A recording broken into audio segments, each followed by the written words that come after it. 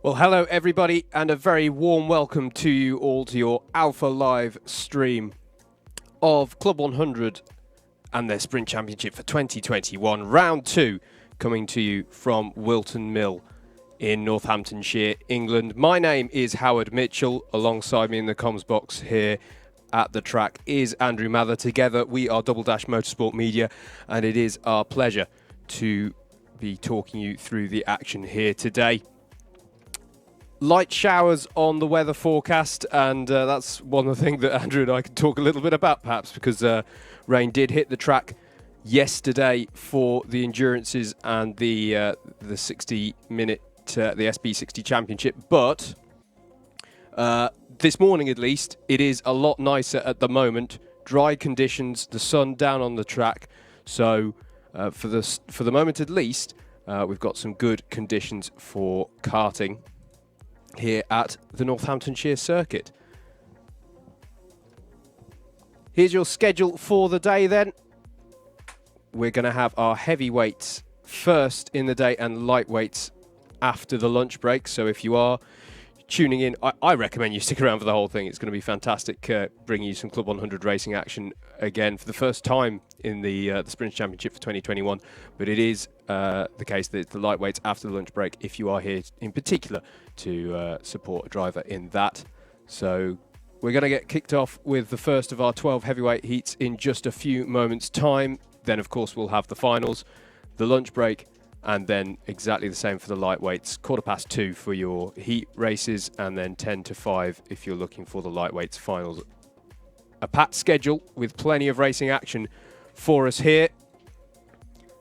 And yes, obviously the two different classes separated, as was started last year, to ensure that to reduce the number of people simultaneously on site at once.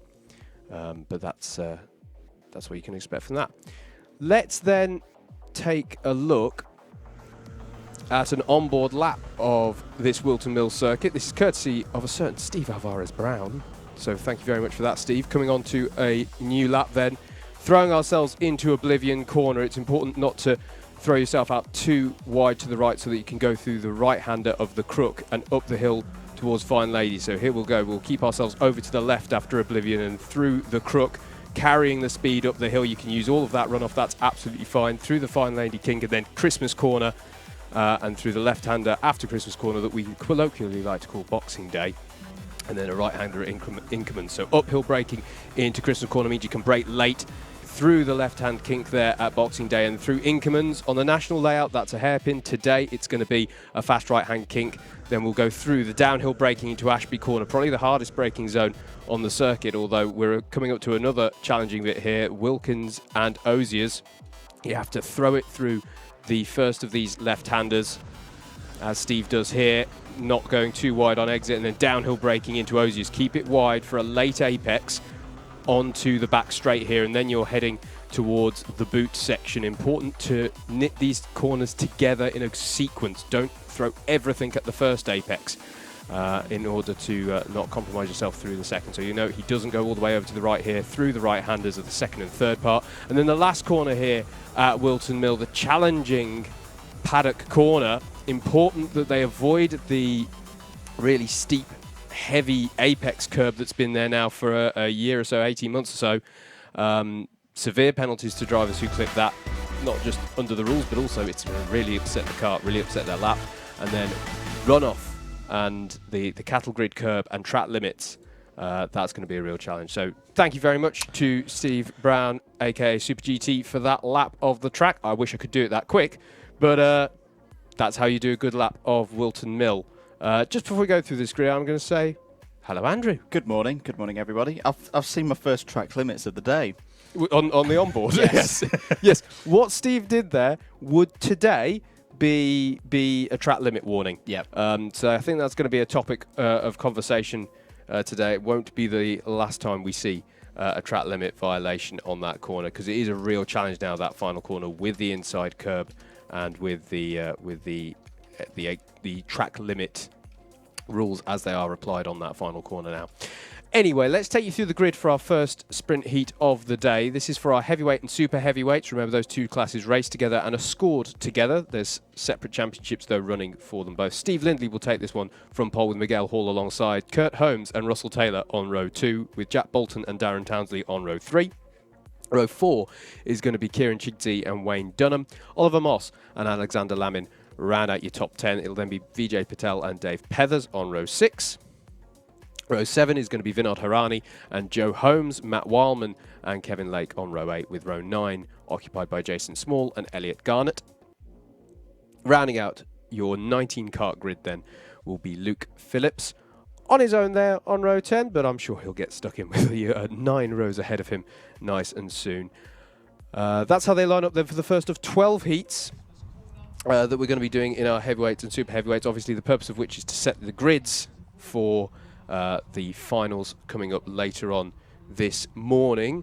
And we've also got our subclasses as we had them last season, so your class 1, your class 2 and your super heavyweights all in the mix there. And class 3. And class 3, beg pardon, and class 3. Do you know what happened then?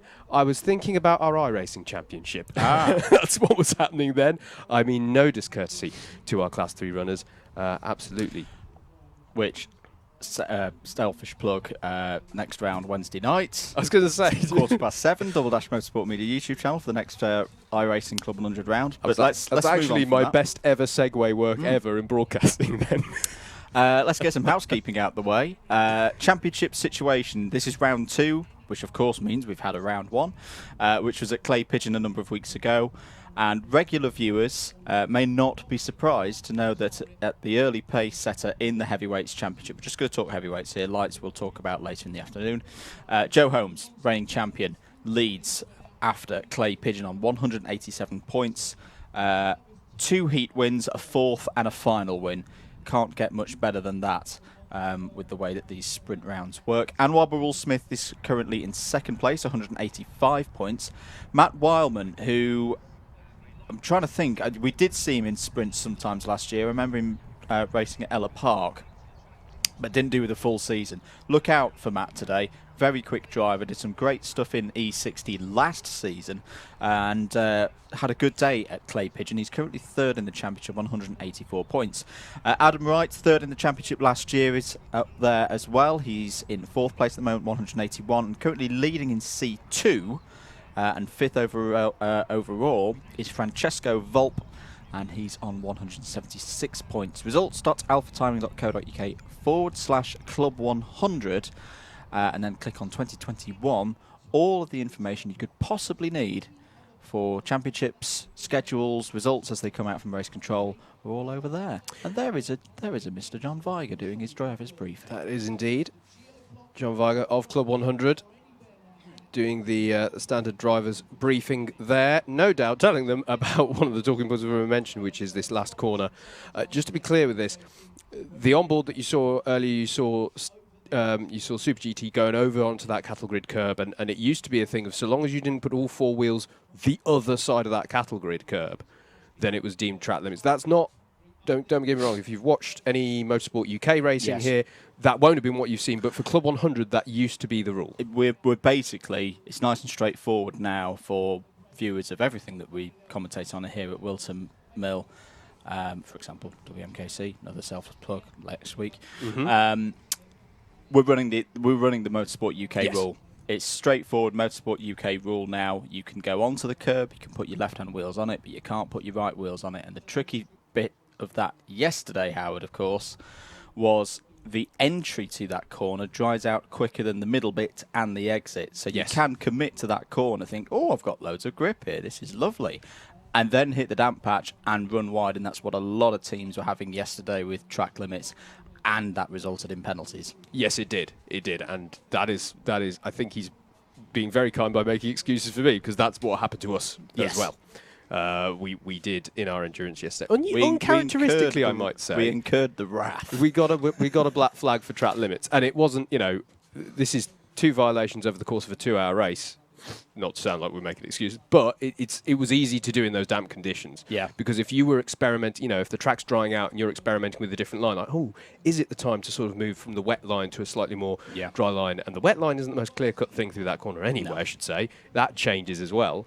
If you did that and misjudged, you were going straight to the scene of that track limits violation. The scene of the wrath, and it's probably Muttley down there on Marshall Post A watching them, and he doesn't miss any of it. And this is kind of the reason why. That's a great shot, actually. Thanks, guys.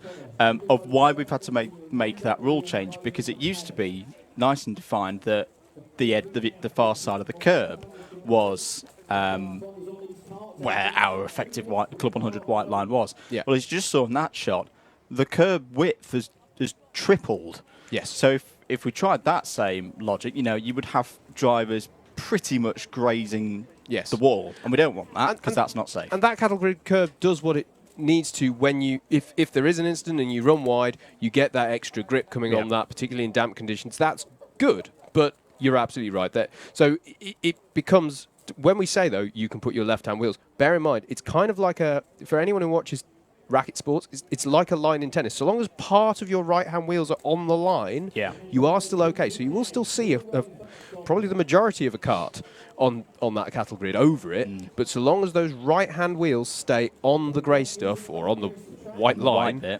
they are okay. So you'll see people. I had one of them. Yeah. Oh yes. Well. Yeah. And you'll see that. And to be honest with you, we didn't have any dry running yesterday. If you're running in the dry, that's probably the ideal. The ideal will be to have your right-hand wheels just inside of the of the track. But it is a challenge, and we haven't even mentioned the very blocky curb that's on the inside of there. It's been a thing here at Whilton Mill now for the best part of 2 years, I want to say. Yeah. It is a challenge. If any of the drivers hit that, not only are they going to incur the wrath of the track marshals, but it's you not just nice. don't You don't want to. It's not. No. It's there as a deterrent. It's not. People aren't going to be pushing their luck with the exit curb. People are pushing their luck because there is an advantage to be gained. There is no advantage to be gained by hitting that apex curb. So that's going to be a factor today. Should explain as well. I was talking about if you're here to support a particular lightweight driver. Bearing in mind they're going this afternoon. If you're here to support a particular driver and you saw us read out that Heat 1 grid and gone, where's the person I'm here to support? Every driver takes part in 3 heats out of the 12 heat races that we've got here. So if you didn't see one of the drivers you're here to support, don't worry. They'll be in one of the subsequent races. In fact, they'll be in 3 of the subsequent races because each driver is going to have 3 heats. So that means you can think of the 12 heat races as a sort of... you can think of them as having 3 sub-blocks of 4 as well. So by the end of heat race 4, everyone will have taken part in their first heat race, and so on. At the end of heat race 8, they'll have all done 2, and at the end of 12, they will have all done 3. Random grids allocated across each of the 3 heats so that every driver has the same average starting position on the grid, and they are rolling starts as well, don't forget, which we like. That's the proper way of doing starts in my mind anyway. So that's how we're going to work. In spite of the fact that just always try and cover all this stuff when we're doing the first sprints stream of the year. These karts do have clutches these days. They can be started on the side of the road. So to people who may have watched Club 100 a few years back and seen pusher karts having to get drivers underway, that's no longer an aspect of Club 100 racing. Having said that, they can't start the karts off on the grass, so you will still see drivers out of their karts recovering their car under yellow flags. Well, you can, but it'll be the last thing that you do of the day because JV will quite rightly send you home. It is, yes. So they don't start their kart on the grass. You'll see you need to recover your kart to the track and then get started when you're on the tarmac. So that's how that will work.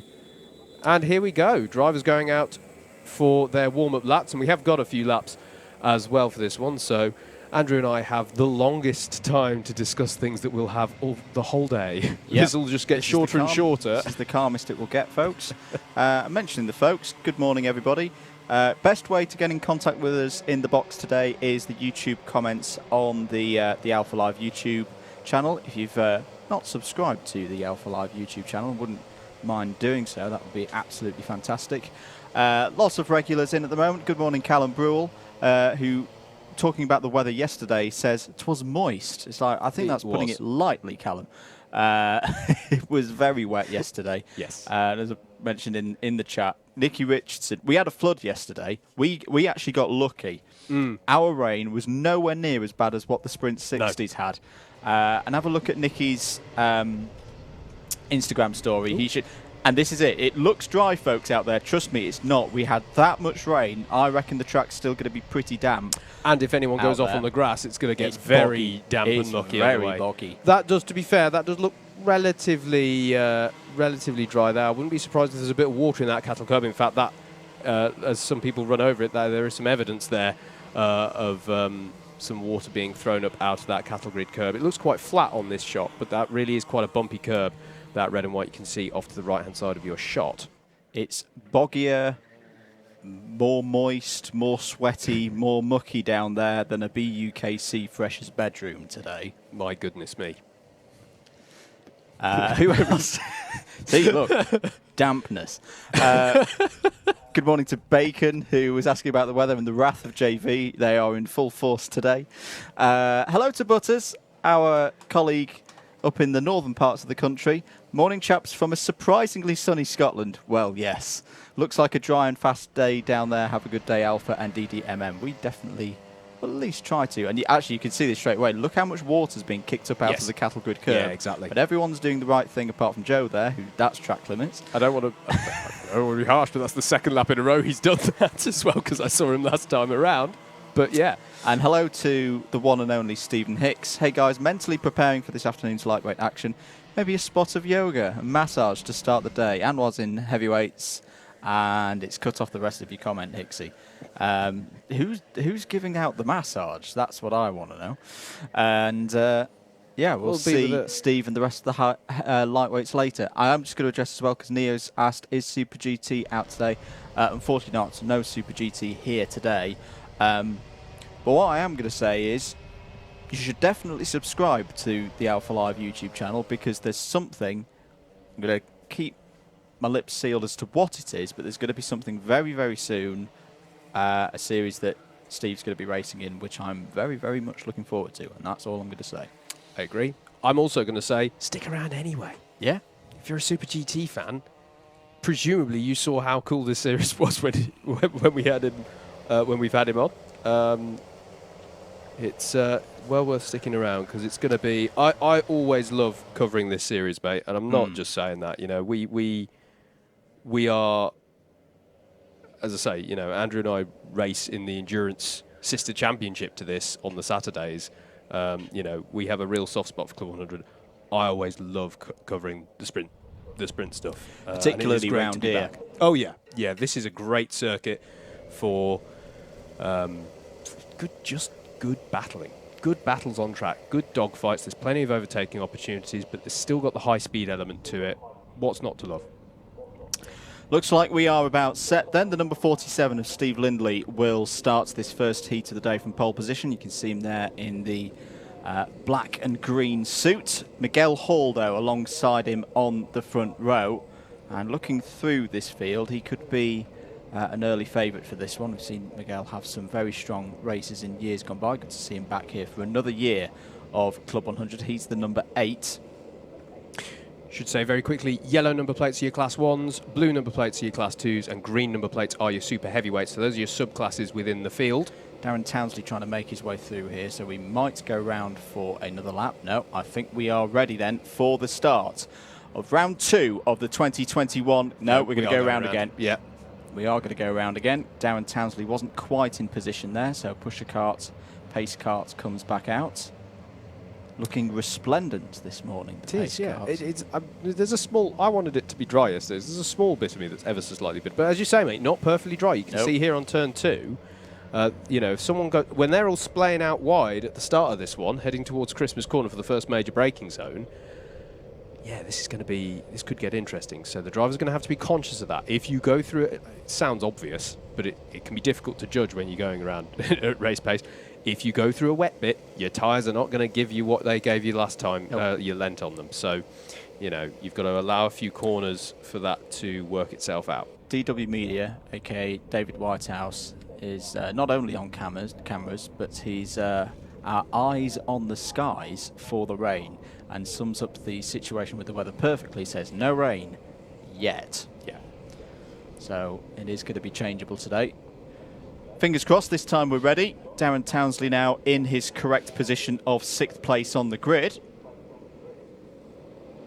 And we'll be ready for the start of this first heat of 12 for the heavyweights.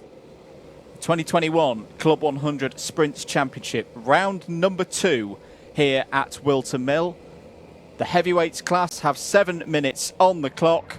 It's red, it's green, away we go then for the start of the round, and a very good start for the pole side of the grid. Kurt Holmes follows Steve Lindley through into 2nd place straight away, but I could see there may be some tram lines infractions there, Howard, because the anti-pole side of the grid was coming across a bit too quickly. Yeah, absolutely. And look at Jack Bolton from grid 5. It was a good start from the pole side. Not only did Kurt Holmes get up to 2nd, but Jack Bolton got up to 3rd and then up to 2nd himself. Miguel Hall has recovered to 2nd now, but that was a good start from the pole side of the grid. I know what you mean about the tram lines, though, mate. There may be a few things to be investigated there. That is the 66 of Wayne Dunham trying to make a move there and ending up right out wide there on the exit of Wilkins. He'll have to recover from that one. Managed to steer his way through all of the tyres there, the hitting of which would be a penalty. Would it be a warning, at least, excuse me, for hitting those. But at the moment, it is still Steve Lindley who leads at the end of lap 1 with Jack Bolton in hot pursuit. There is Joe Holmes in the number 1 on the tail of Alexander Lamin. This is Miguel Hall following up the hill behind Jack Bolton. Bolton in the 82, Miguel Hall in the number 8. Something else I want to mention is behind them that looked like Oliver Moss putting in a move on Russell Taylor for, I think it was 4th place, excuse me. But yeah, if you are following a particular driver, they hold their number for the whole season, by the way. So if you can get used to that, that helps as well. Just to give you a quick reference, so Steve Lindley, for example, will be the number 47 throughout 2021. But he is under a lot of pressure now from Jack Bolton. Will Bolton feel there's an opportunity into the boot? Will Miguel Hall think there's an opportunity? No, they all hold station for now. Not for the last time this season. We're going to talk a little bit as Kurt Holmes goes side by side with Miguel Hall. Nice opportunism there. Saw the opportunity and gives the classic karting gesture for let's work together, let's not lose the pace here. And that is what sprint racing is all about. It's not just about racing your way to the front, it's about knowing when to go for a pass, as Jack Bolton considers here down the inside of Steve Lindley for the lead, and a lovely textbook pass at Christmas corner. And Kurt Holmes getting a bit frustrated there with Miguel Hall because they're battling and they're doing exactly what he didn't want to do, which is lose some time in all of this, Andrew. Yeah, and Russell Taylor's on the back of this group quite nicely, sitting there in 5th place. Has set the fastest lap of the race so far, 56.114. Alexander Lamin is just tucked up behind Darren Townsley, who has picked up our first track limit warning of the day. Miguel Hall tries down the inside of Steve Lindley. Lindley will have the inside for the next bit. They're going to both hold each other up a bit, I think, having this. And look out here for Kurt Holmes capitalising. He's down the inside of Paddock, and there's a light clip there of the apex curb. Yeah, there's a few red mists starting to form in amongst this pack in the early stages. We're all saying good morrow to you, sir. They are. How lovely it is to be racing here today. Contact warning for the number 93. Down the inside goes Holmes on Taylor and gets through. Hall nips through as well. And that's the next group behind. And oh my goodness, he's coming, ladies and gentlemen. Joe Holmes is on the scene. This is his race where he's started from towards the back of the field, so you wouldn't necessarily expect him to pull off a victory here. That's what we saw at Clay Pigeon. That was his 4th place, or one non-win, shall we say, of the day during round 1. But he is starting to pick his way through. 3 minutes and 40 seconds to go now, trying to get past Darren Townsley. This is over 6th place, and there's a spinner there that we just caught through shot. And oh, it's Taylor. It's Taylor. It's Russell Taylor. So that's gutting for him, because he was on for a good haul of points, and in amongst all that, Joe Holmes has got by on Darren Townsley. Just to be clear with the yellow flag rules for anyone who's unfamiliar, because you may have thought, well, there's a kart spun out there, weren't the yellows?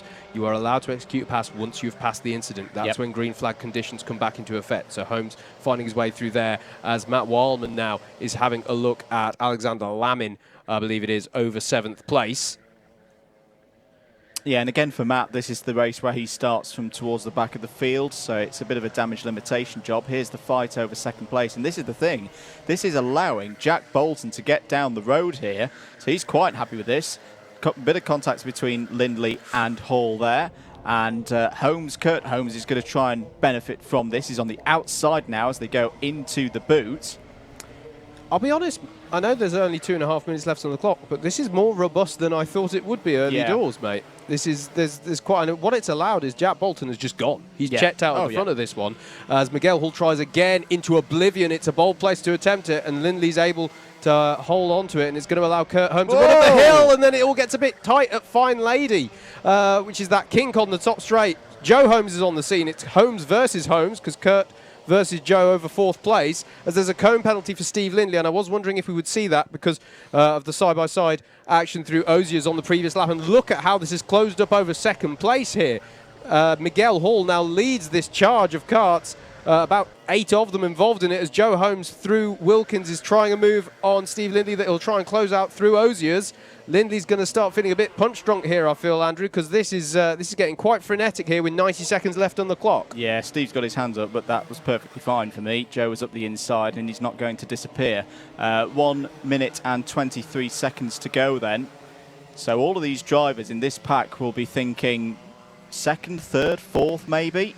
You've got to get past Steve Lindley, who's being a bit of a roadblock at the moment. There's the number 7 of Oliver Moss. He's just got to get back on the rhythm as Lindley. It's difficult when these things happen, but you've just got to get on it. Oliver Moss indeed, mate. Having a look here at Darren Townsley and Alexander Lamin through the top part of the circuit, through the right-hander at Inkermans, and then the downhill braking into Ashby, which we will see plenty of overtakes into Ashby today, I'm sure, but I always find it very difficult to judge the braking if you're trying to do a move under the brakes into Ashby. I actually find it easier personally to try and execute a good exit to set yourself up for Wilkins. Just looking a little bit further down the order, because I know we've got the cameras on this battle here. Kieran Chigsey, currently your top super heavyweight in this one at the moment in 12th place. Give mention to the novices in Class 3 as well. Luke Phillips in the number 83 is currently top in that subclass, and we're on to the last lap, Howard. Yeah, interesting how everybody in a pack of karts has got quicker. Although I say that, Jack Bolton set his personal best on the last time around as well, but it is the last tour of the circuit. Miguel Hall now with a bit of breathing space over second, but further back here, Steve Lindley in 6th place, still defending as Oliver Moss goes down the inside of Darren Townsley, I think that was, at Christmas corner, but Townsley's fighting back, the 22 fighting back against the 7, and it's going to allow Pethers in on this as well. Dave Pethers in the 92 now battling away with Townsley. Side by side, is Oliver Moss going to have another opportunistic move down the inside of Ozier's? That was well judged there from Oliver Moss. Brilliant stuff. But this man here, Jack Bolton, has got his first race of the day. His points tally for the day off to a fantastic start. It is going to be Jack Bolton who crosses the line to take the win. Second is going to be Miguel Hall. Joe Holmes has worked his way up well there into 3rd place. Kurt Holmes in 4th. Matt Wildman in 5th. Steve Lindley 6th. There's Oliver Moss in 7th. Dave Pethers in 8th. 9th for Alexander Lamin. Darren Townsley rounds out the top 10 after those last lap battles. And it's Wayne Dunham, Kieran Chigsey, Luke Phillips, the highest place for Class 3 runners there. Vijay Patel, Vinod Hirani, Russell Taylor. Disappointment after that, whatever befell his race there at the boot. Kevin Lake, Jason Small and Elliot Garnett round out your 19 runners of that first heat race of the day. And we'll swiftly move on from heat number 1 to heat number 2. That's coming up next.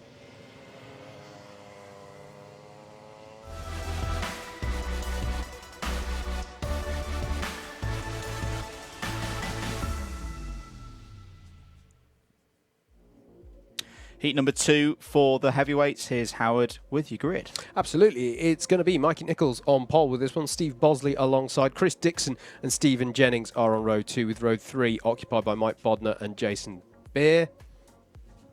Simon Kavanagh and Paul Jameson are row 4. Row 5 is Richard Newton and Lee Henderson, with Richard Allen and Craig Brown on row 6.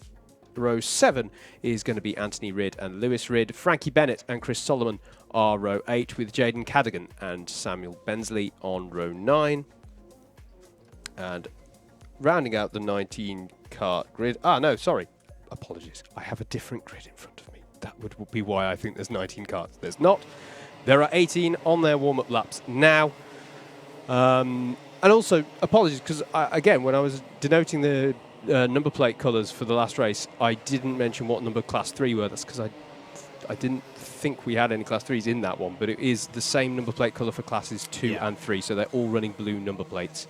The significance of Class 3, when I was saying earlier that drivers will all have the same random grid slot, slightly different setup for the Class 3 runners. Class 3 runners are put towards, are taken out of that pool system basically, and they will start towards the back of the grid. They'll still have random grid positions within their subclass, but they're not in that whole pool. And that's a sensible thing. That's to stop you from having what I had in the ABkC Rookies Championship of 2013, where you're suddenly starting on pole with Joey Richardson alongside you, and you're a little bit nervous because there's 28 other karts behind you. It very much works like you would if you were on your novice plates in owner karting. Yes. You know, you'll see it in Honda Cadet next week when we do WMKC. Your novices will start from the rear in the heat, but if they do particularly well, once we get into the finals, everyone is then in their position. So it's not inconceivable that you could get a C3 into the A final. Oh yeah, we that's saw possible. that last year when Peter Knight debuted in this series, having done a little bit of Young Drivers Championship, came into this, was in C3 and was quickly out of C3 because he showed that it was he had the skills to be in amongst it in the pack. Good morning to Greg Smith, who unfortunately isn't able to be with us today. Sadly, for some, we're completely sold out here, which means some people who wanted to race can't race today. Greg is one of them, but thank you very much, Greg, for being with us, cheering on Lee Henderson in this race. And Lee had some really good progress in 2020, took some big steps forwards, and I think could be a factor in this Super Heavyweights Championship this season. Yeah, absolutely. And can I just take the opportunity as well to say how great it is to... it's great to be back streaming Club 100 action, but I'm so reassured, we're not going to dwell on the craziness that was 2020, but it's so great to see a good, healthy grid, in the mix right off the bat here in 2021 for Club 100. And it's brilliant to see. And, yeah, obviously it's a shame that we can't have everybody here, but hope to see them later on in the season. And it is just such a positive sign to see a nice, healthy grid as everything sort of reawakens in 2021. One of those things is what you just mentioned, the Young Drivers Championship. Great that all of that is kicking off again. So brilliant to see. So checkered flag out for the end of the practice warm-up laps for heat number 2. Just to mention, they won't have these practice laps ahead of every single heat. This is on the basis that some of these drivers may not have tested this morning. So it's their first time that they've been having a look at the track. And just to remind you of your grid then, Mikey Nichols, pole position, Steve Bosley, P2, another driver who we've seen over the years in Club 100 have some great results, so he'll be confident ahead of this one. Chris Dixon, he tends to run pretty well round this circuit. Stephen Jennings, P4, Mike Bodner and Jason Bear on row 3. Grid forming up now. So Mikey Nichols there on the right hand side in the white helmet. That's your pole position driver. Steve Bosley. Ooh, is that a new suit, sir? I think it is. At least it's one I don't recognise. Very nice. I could just realise, hello to everybody around the circuit. Yes, I just heard myself on We're on Tannoy, aren't we? On an echo. Oh, no. Even though that is the case, I think the applause we just heard out the window, mate, was for a winner on the Mill circuit. Yeah. It's not for us, unfortunately. But, so here we go then. That is the universal symbol from the pace kart driver to say, calm it down, we're ready for a start here. Mikey Nichols in the 64-year pole sitter with Steve Bosley alongside. It's going to be eyes on the lights here for race number 2 of round 2 of the heavyweights and super heavyweights, and we are go. Mikey Nichols pulls away. It looks like a more even start from these two sides of the grid this time, and indeed Steve Bosley is going to try and stamp his authority through the right-hander of the crook and have the run up the hill to take the lead as well. Stephen Jennings in the red helmet in the 59 as well will be looking to follow through. In fact, he might be looking to go all the way to the lead. Are they all going to keep it together? Bosley's quite wide there on the exit of Christmas, but they all managed to make their way through as they go through the right-hander at Inkermans and into the downhill braking at Ashby. It is still Steve Bosley ahead of Mikey Nichols as they come out onto the back straight and head towards Wilkins. There's a very frustrated James Taylor there in the number 73. I think that's the second time he's been pushed onto the grass, and that's a big moment there for Richard Newton, collecting the tyres there. The other drivers split to avoid them. So bit of a scruffy start to this one, but Steve Bosley here still defending against Mikey Nichols as Stephen Jennings starts to apply pressure in third place. I think I've just seen what we're now calling doing a Howard with Terence the tyres there, being absolutely sent to the shadow realm. You wouldn't know anything about that kind of behaviour, would you, Howard? None at all. None at all, mate. And the GoPro battery had run out, so it never happened officially. Chris Dixon here in fourth place, having a look at third place. As this little breakaway group of 6 here, just a few kart lengths ahead of James Taylor in that 7th place, who's leading the likes of Simon Kavanagh and Mike Bodner in that battle further back there. Still Steve Bosley doing it. Stephen Jennings has a look down the inside here of Mikey Nichols, and a nice textbook move there in Ozier's. Made it look easy, but it can be so difficult to misjudge your braking into that corner. But the racing line through Ozier's, that left-hander before you come onto the back straight, that has a naturally wide entry line. It's very similar to Garda at Butmore Park, for people who are familiar with that, as Richard Allen there gets by Mike Bodner. So that is Richard Allen up to 9th place, confirmed on your timing tower on the left-hand side. Don't forget, live.alphatiming.co.uk/club100 for your live timing screen, an expanded version of your timing tower there, as now James Taylor has got onto the back of Lee Henderson there, so he's now joined onto the pack of karts at the front of this field to make it a 7-kart battle at the front. Still led, though, by Steve Bosley, doing well here so far. We're looking at Chris Dixon eyeing up a move for third on Mikey Nichols. Doesn't think there's an opportunity on this time around. There is James Taylor now coming on to the back of this pack with the high-vis yellowy green and blue helmet, and he's going to have a move. Yes, he's having a look at Lee Henderson. That's a bold move. We do see it pay off for some, but he doesn't quite have the overspeed there to get by and set up. The nature of the last corner here now is you really have to have your kart alongside, and clearly there, if you're going to go for that pass, it's a lot harder to make the move through that paddock corner. There's simply not the room across the circuit now, especially now we've got the tighter track limits on the outside of the corner to go side by side.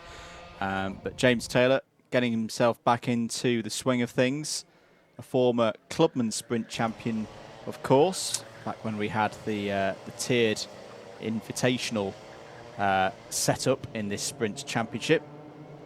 Cone penalty has been given to Mike Bodner, by the way, so that'll be a position docked from wherever he finishes up, currently running in that 11th place spot. As our lead karts head through the boot. A good chance. A new lap. Sorry, Howard. Good chance this for Bosley to get a best result of the year so far. His best heat results at Clay Pigeon for round 1 was 5th. Took a top 10 as well, so he's always solidly up there. He's got 3 minutes here to hold off this charging pack and hopefully at least get a top 3, maybe more. Bit of battling now going on between Mikey Nichols and Chris Dixon. That's good news for the 2 leaders because they can work together. As down the inside comes Lee Henderson, going for it, going for a move there on Jason Baer. There's a bit of contact between the 2 of them. James Taylor's going to try and go around the outside. I thought we were going to have a lock together with the pods, but through. Change for the lead. Stephen Jennings to the front of the field with a very nice move there on Steve Bosley. Yeah, he's been enjoying doing the moves there. He's clearly quite strong through that Wilkins and Ozier's complex, the 2 colloquially referred to as the reverse Lesmos, as there's a penalty for Richard Newton for bump and pass, so that's going to be expensive for him. 4 positions docked at the end of this race, and it is all penalties that you see are position based. Again, there have been some forms of racing we've done in Club 100 where they're time based. It is position penalties in Club 100 sprint racing. Plenty coming out of race control at the moment. Lee Henderson has got also another bump and pass penalty, the first one for him, so that's plus 4 positions for the number 13. I reckon that was for the move on Jason Baer.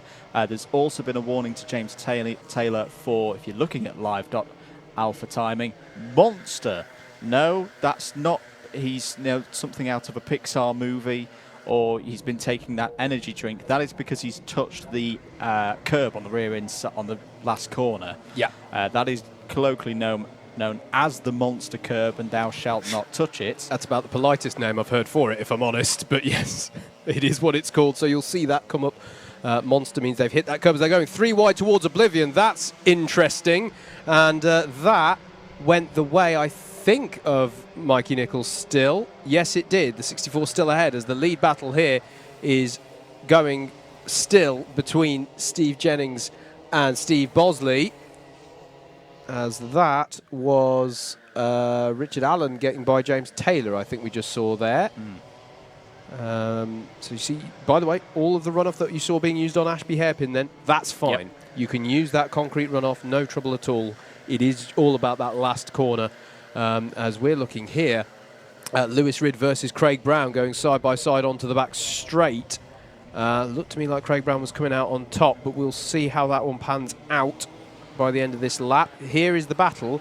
Mikey Nichols in fourth, still ahead of Lee Henderson as we're going on to the last lap of this one. So there's a lot of things still to be decided here. Can Steve Bosley get a run on Jennings as they come up the hill? Jennings has been defending so hard towards Christmas Corner on the last few laps, and he's going to do the same once again.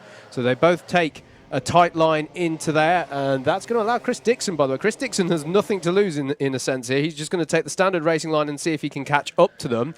There is Richard Allen now putting pressure on Lee Henderson over fifth in the background as well, so look out for the 13 versus the 26 in the back of your shot. But rightly so, we're sticking with the lead battle here. Steve Jennings goes defensive again onto Oziers. Will Bosley be able to get the switch back onto the back straight that gives him an opportunity? You can see Jennings looking every which way to try and work out where the threat is coming from, but it looks to me like he should, unless he goes very wide through this part of the boot. And there is the overspeed for Steve Bosley, but there's a touch on the rear, and that means that Stephen Jennings is going to come through to take the win for heat number 2, and it becomes very close over second place, and it becomes very close over everything else. How did that all pan out? Stephen Jennings with the win. Steve Bosley winning by a tenth of a second, taking second by a tenth of a second over Chris Dixon. Mikey Nichols in fourth. Richard Allen in fifth, ahead of Jason Bear. Craig Brown just a tenth of a second behind. Lee Henderson in eighth. Lewis Ridd in ninth. James Taylor rounding out your top 10. Did take fastest lap of the race though. Anthony Ridd, Richard Newton, Simon Kavanagh, Mike Bodner, Frankie Bennett, Jaden Cadigan, Chris Solomon, Sam Bensley and Paul Jameson round out your 19 runners.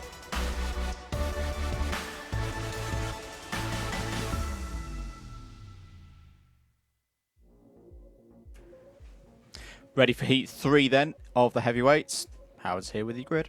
Absolutely. Bradley Shears will take this one from pole with Tim Hill alongside Alex Pritchard, and Paul Williams are row 2 with Adam Wright and Tim Williams on row 3.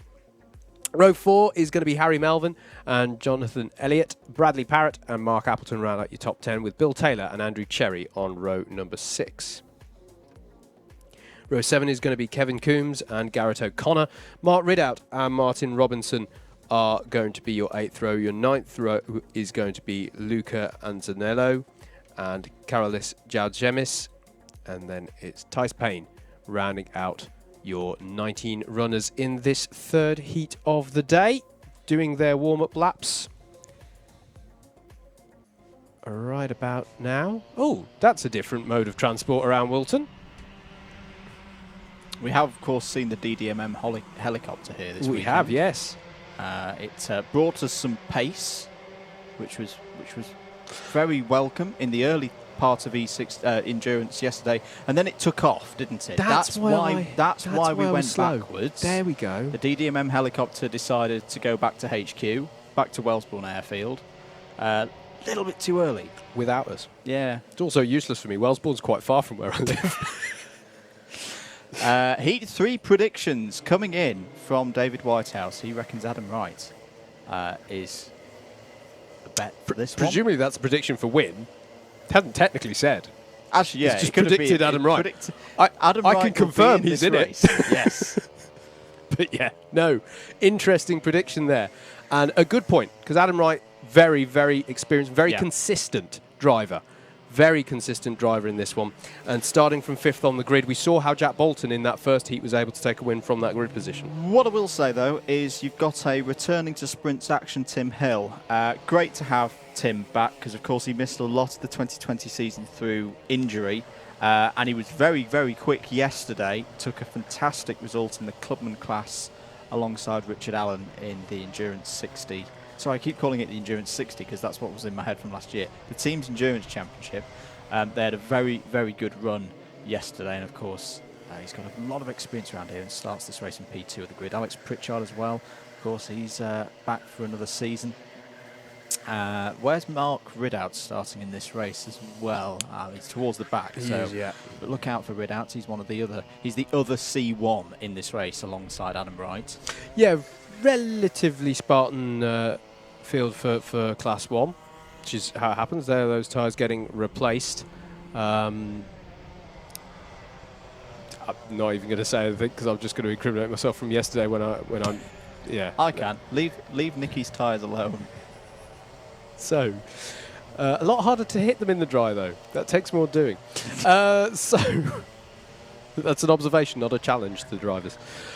Still really nice conditions though here at Whilton Mill. Got to say, it's a really nice weather at the moment. Still a lot of eyes on the skies at the moment. But yeah, do hope you're enjoying already the racing action. As I say, drivers coming out the traps quite robustly today, I think. You know, these drivers really want this. There's no pun intended, but there seems to be a lot of drive out there. You know, some of the moves that we're seeing. And hey, it's true, it's the nature. It's all well and good for me, who usually races in endurance formats, going, oh, they're a bit aggressive. They've only got, 7-8 minutes to get the job done here. Cart's changed, sorry, Howard. Yes, that's true. Mark Ridout. Yep, good observation there. That's he's perfectly allowed to do that, of course. Good morning to Kyle Young as well from the JK Rolling team. Can anyone beat JK Rolling's 2 black flags in one race for track limits? In a sprint, it's going to be tough. It is going to be tough in a sprint. We had a good go yesterday, but we had the same. See, I was saying to this, mate, everybody had them yesterday. My co-commentator was a bit down in the dumps after endurance yesterday. I thought you'd been quite harsh on yourself. Yeah, well, it's Whilton, innit? Like to do well at the local one. But true. Plus, until I told you hadn't seen the way I'd taken those cones out. So, so we look good for a start here in heat number 3. It is the 110 of Bradley Shears in that purple and white race suit on pole, but he has the very experienced Tim Hill. And as you say, mate, it's good to see him back in sprint action here as eyes on the lights, engine notes rise. Away we go for heat number 3. It looks like a good start from the pole side again because Alex Pritchard in that 77 is straight up into 3rd place. And there is Adam Wright in 4th in the number 3, but he's already under pressure from the experienced Paul Williams at the top of the hill. And at the top of the hill, it's Alex Pritchard taking the lead from Bradley Shears as they come through Christmas for the first time. And so that's a great start for Alex Pritchard from 3rd on the grid up into the top spot already. You can see the various jostling for position there. Doesn't look like Mark Ridout's made too much progress early on as one of the Class 1 runners in amongst the back of the pack. So they'll work their way through Osiers. Slightly calmer this first lap, but great start for Alex Pritchard there to take the lead. Bradley Shears in 2nd at the moment and Tim Hill there in 3rd place. Decent start for Paul Williams as well in the two-tone grey helmet. He's holding there in 5th place. He was also moved by Jonathan Elliott there, the number 31, going into the last corner. So it's Pritchard from Shears, Hill, Wright, Williams, Paul following ahead of Tim, Elliott, and then Melvin. Here comes Adam Wright, though, up the inside of Hill, going for 3rd place, but all the experience of Tim Hill being able to hold round the outside. Very, very good alternative defensive job there. Yeah, just knew that if he kept his foot in it, he would have the inside line for what we tend to refer to as Boxing Day, that left-hand kink after Christmas corner. Down into Osiers once again. Good little battle going on within super heavyweight subclass. Bradley Parrott versus Bill Taylor, fighting at the lower part of the top 10 as Adam Wright looks again at Tim Hill into the boot. But again, Tim Hill's going to know that if he just runs it out, but is Adam Wright going to have enough overspeed? Yes, he is, and that's the job done. And Paul Williams, great opportunistic reading of that situation, also gets himself up into that 4th place. So brilliant stuff there. Now Alex Pritchard from Bradley Shears, Adam Wright, Paul Williams and Tim Hill, your top 5. Mark Ridout's up to 12th place, but here comes Hill looking for a move on Williams, and it's the classic Christmas corner manoeuvre. Gains himself 4th place, but here comes, is that Jonathan Elliott going through? Yes, it is. Beautiful move there, and Tim Williams is getting involved as it's all jostling in the midfield, and round goes Paul Williams, and he's joined there by Garrett O'Connor, the number 49. Yeah. So, yeah, that all just got a bit too dramatic there, and that was unfortunate for Paul Williams. Just everyone started leaning on each other there. Didn't really see what led to that. But it's so easy to do, though, down into Ashby. Gravity's working against you. The rear of the kart goes very, very light. And, I think Williams may have just had a bit of an accidental knock there to spin him round. Top 3, start a new lap. Alex Pritchard leads in the double 7. Bradley Shears behind him. Adam Wright closing in. At the moment, these 3 just content to work with one another.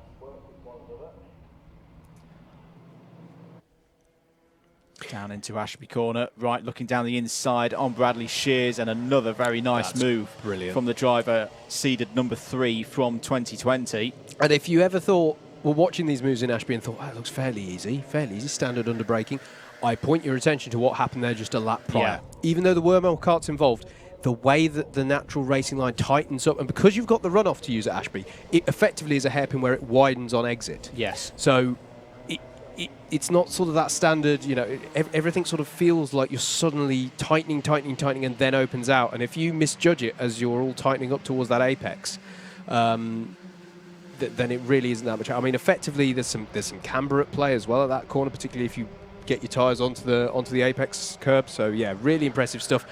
And as quickly as I can praise that one, he's right on the tail of Alex Pritchard here as they head through Inkermans. Are we going to see a repeat performance into Ashby? Pritchard's wise to it and goes on the defensive, and that's enough for Adam Wright to think, OK, I'll try and get the switch back out of it.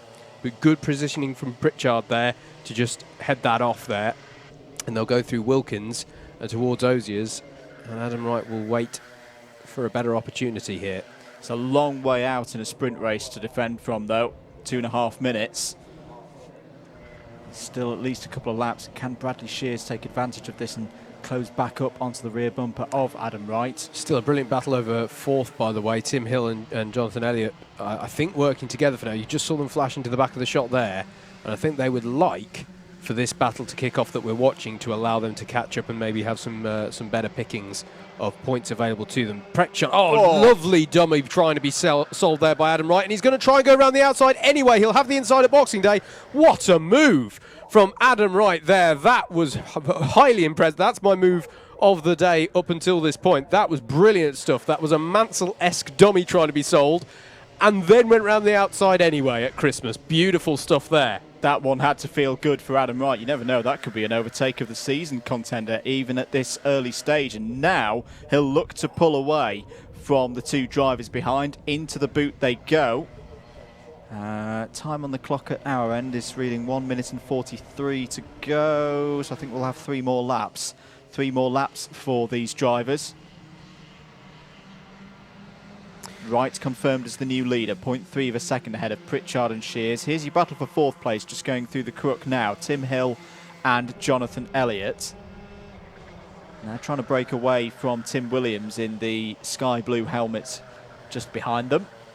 And Harry Melvin following Tim Williams as well. And the next person down the road is Mark Ridout, who just got up into 8th place on that last lap. So he's slowly working his way up through the order, but... yeah, it's a good run, though, from Mark. This is exactly what, as a C1, you need to do when you've got that start from the back of the grid. It's getting the top half. It's almost what I consider like an iRacing race when you don't qualify. You know you're not going to win the thing, but as long as you can get in the top half of the field, that's a pretty good result. I agree with the comments on YouTube from Leon Cockcroft. Slick move. Absolutely, it was from Adam Wright. And look at this, Tim Hill side by side with Jonathan Elliott. Now, the stewards will take some sympathy, I think, with Jonathan Elliott on that one because he didn't have anywhere to go, and that is what that exit curb is there for. On to the last lap then, and we're looking here at this battle. It's side by side between Tim Williams and Harry Melvin up the hill as well, but nothing changing there. And look out for Mark Ridout in that number 60 distinctive black and yellow race suit that he wears, as Jonathan Elliott is having a look at every corner practically for 4th place here on Tim Hill, but also obviously doesn't want to throw away good points through a half-hearted move. Harry Melvin up the inside and through past Tim Williams there, so another one of our iRacing drivers doing well. But Adam Wright closing in on victory here in heat number 3. And as predicted by quite a few people, is going to take maximum points from this race. Looks like Bradley Parrott's having a good scrap, and there it is across the line. Adam Wright wins it from Alex Pritchard in second, Bradley Shears third. Everyone's having a bit of a wave as they come over the line. It's Tim Hill in fourth. Really good return to sprint racing there for Sir Timothy. Jonathan Elliott fifth, Harry Melvin, Tim Williams, Mark Ridout, Bradley Parrott and Andrew Cherry wrap out the top 10. We'll see those drivers out again later on. Next up out on circuit, it's heat number 4.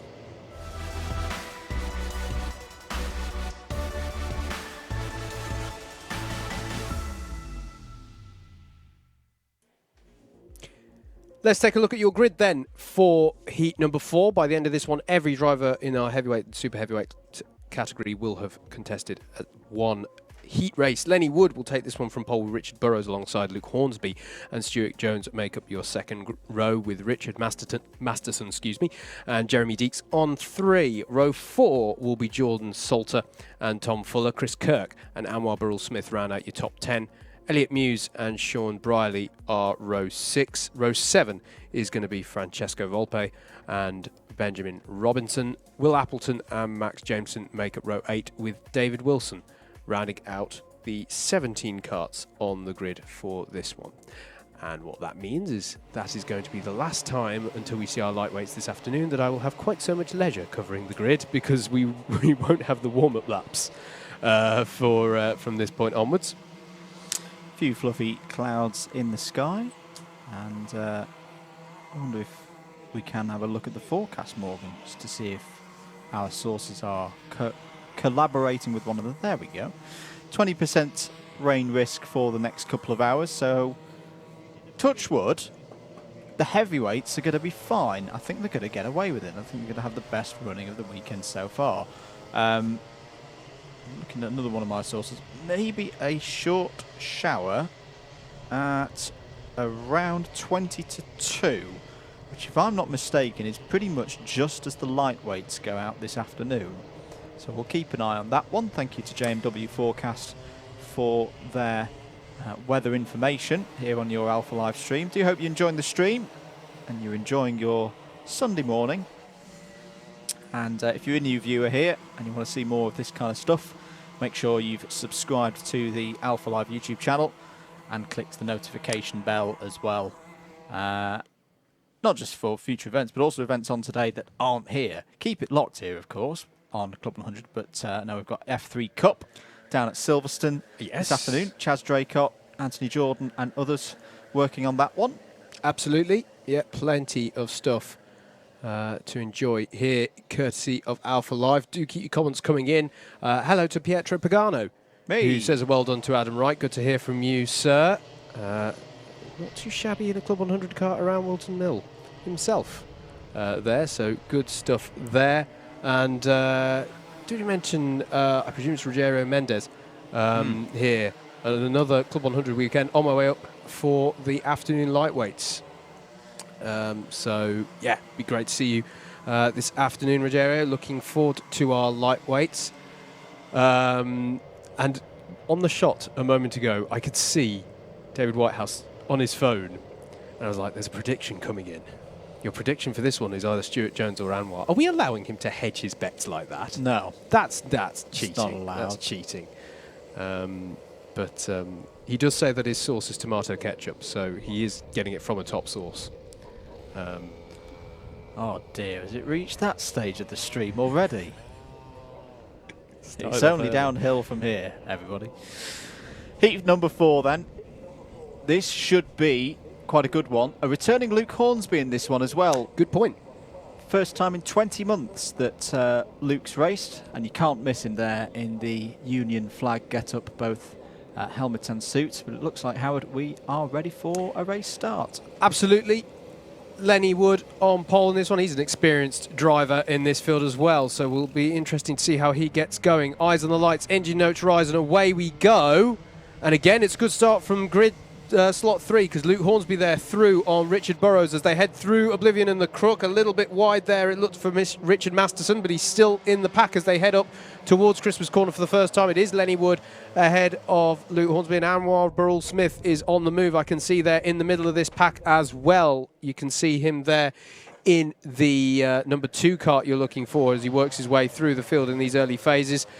Stuart Jones has got himself up into 3rd spot as well as they head through Wilkins and Oziers for the first time. The downhill braking into Oziers, which is a difficult braking zone at the best of times. But I've got to say, in the wet yesterday, it was probably the scariest bit of the lap for me, because it was very late, very wide on that wet line that it gripped. But enough of that. We'll talk about that more if we get rain later today. Anwar Birel Smith here through on Jeremy Deeks in the last corner. Lenny Wood leads. Luke Hornsby in second. Stuart Jones, Richard Burrows and Jordan Salter is your top 5 at the moment. But there is a charging Anwar Birel Smith. And Sean Briley as well, working his way up as well in the number 4. You'll see in the back shot as Luke Hornsby has a look for the lead at Christmas, and that was textbook stuff as well. We saw brilliant stuff around the outside from Adam Wright in the last one. That was brilliant stuff down the inside, and good job though from Lenny Wood there to hold off the charging Stuart Jones, I thought, as well. Absolutely. 20 months off, doesn't look like it. Luke Hornsby has still got what you need to race at the frontier in Club 100, and he's pulling away from Lenny Wood here on lap number 2. This is fantastic stuff. It's down the inside there. I think that's Benjamin Robinson going for a move. Francesco Volp trying to come through the field as well. Currently your C2 subclass leader at the early stages of this championship. Looks like it was an interesting, as Anwar Birel Smith goes down the inside of Richard Burrows there. Looks like an interesting first lap in the Class 3 runners at the back, because it was all change, please. Max Jameson getting up to 15th place on that lap. So racing going on throughout the field here. Stuart Jones is putting Lenny Wood under pressure, and Wood's left the door open there, it looked to me, so I wouldn't be too surprised if we saw... Oh, and it's ended up with some grass cutting, as he's got to be careful as he rejoins there. Oh, that went as well as it can do, considering there. That was a bit of a heart-in-the-mouth moment there as Lenny Wood rejoined off of the grass. We didn't see the end of that, but we saw how it started off. It was surprising to me that it actually resulted in that, Andrew, because it looked like a fairly conventional move from Stuart Jones, at least in the early phases. We'll see how the clerk of the course views that one, but for the moment at least, Stuart Jones is up into 2nd place. I had a flashback there to E60 last season and destroying a Matt Horgan and in his race with a similar kind of incident that Lenny's just had there, but thankfully everyone managed to avoid him. 4 minutes to go in this one. Luke Hornsby still leading by a 2.5 seconds over this group on your screens now. Stuart Jones in the number 6, Jordan Salt in number 42, Anwar Birel Smith, last year's runner-up, being backed up by his good mate and teammate in the number 4, Sean Briley. And the call has been made, Andrew. Bump and pass penalty for Stuart Jones, so that's 4 positions down from wherever he finishes this one. So if he goes on to take the lead, it won't be classified as such come the end of this one. Just also housekeeping on the penalties, and Anwar Birel Smith is having a look at Jordan Salter through Oziers and makes it stick. There has been a cone penalty for Volp in this one, Francesco Volp, so he'll get a position docked from wherever he finishes, as well as, whilst I was saying that, Sean Briley also followed Anwar Birel Smith through on Jordan Salter. So Salter now down to 5th. He's still running well here, and all the Class 1 runners have percolated up to the top of the field. Yeah, it's a very high quality field in this one. Difficult for the C2s to get anything more, I'd say, than a 5th place, but Jordan Salter's doing that at the moment. And as you say, the penalty for Stuart Jones is side by side, go Birel Smith and Jones and through. Very nicely done by Anwar there. Sean Briley's having a little look as well to see if there's a move on. I was speaking to Anwar yesterday, very briefly in the paddock. He was here a few weekends ago for a run in the NKC, doing a bit of owner racing for the first time in a while. And didn't have the perfect weekend, had a couple of kart issues, a couple of engine problems, but enjoyed himself nonetheless, which is the most important thing. He's very, very fired up for this new heavyweight season. And there is time here, Andrew, just about. He's just set Anwar's just set the fastest lap of the race, 54.9, and taken 3.5 tenths out of Luke Hornsby on that last lap, as down the inside of Stuart Jones goes Sean Briley and gets the move done. So that's Briley up into third place. He's been driving really well up through the field here. I know, he's been working well with Anwar to get up through the field, but he's also executing passes in his own right very well. Here is Sean Briley, so he is doing very well to have got up the field up into third place, having started, where was he on this grid? He was down in 12th, so good effort there, as Luke Hornsby still leads this one, but you can see how Anwar has reeled in the gap, and I think that's going to be a really interesting one in the remaining 2 minutes. Is can Anwar bring the fight here to Luke Hornsby? At the moment, he's definitely got the pace. 8.5 tenths taken out of Luke on that last lap. Anwar is definitely on the pace here, and it's going to be interesting to see where he goes. That is the 29 of Richard Masterson there. So an incident for him. That looked to me in the boot, yes, I think, Andrew. That was on driver's left through the boot. As side by side here for the lead of the race out of Ashby, and Anwar Brule-Smith squeezes fairly, I feel, Luke Hornsby on the exit apron there of Ashby. It's a tough one for Luke, first race back after such a long layoff. I know the racer in him would have wanted to fight that tooth and nail, but with a driver like Anwar coming through, it's the best option for the result overall in this race, to try and sit on his rear bumper. Key thing as well for me there, yes, Anwar did stamp his authority and push Luke over on that exit curbing, but did not push it too far. He did not leave Luke with nowhere to go but the grass or anything like that. That was a well-executed move there from Anwar Brule-Smith. Last lap then, and Jordan Salter here still in touch with Stuart Jones. We've also got a recovering Lenny Wood here, battling with Francesco Volpe, albeit Volpe has a cone penalty to be applied come the end of the race. It's also fairly close between Will Appleton and Benjamin Robinson over 14th place, although Robinson also has a cone penalty to be applied. So there's a few incidents in this one, but yeah, it's been very impressive, I think, to see how the Class 1 runners have worked their way up through the field here as the last few overtaking opportunities go away. And that was that Richard Burrows, I think, collecting a cone there. Yes, I think it was. So we're going to look, though, to the end, the finish line here, because Anwar Brule-Smith is going to take the win. A very impressive victory there. Luke Hornsby, what a good return, though. Good haul of points in second. Sean Briley, very impressed with his drive up to third. Stuart Jones in fourth. Fifth for Jordan Salter. Lenny Wood in sixth. Ooh. Francesco Volpe in seventh. That's a good save, actually, by Elliot Muse over the line there, but showing that curb is still full of water. Yes. That brings an end to heat number 4, and we begin rotation number 2. Heat number 5 is next up.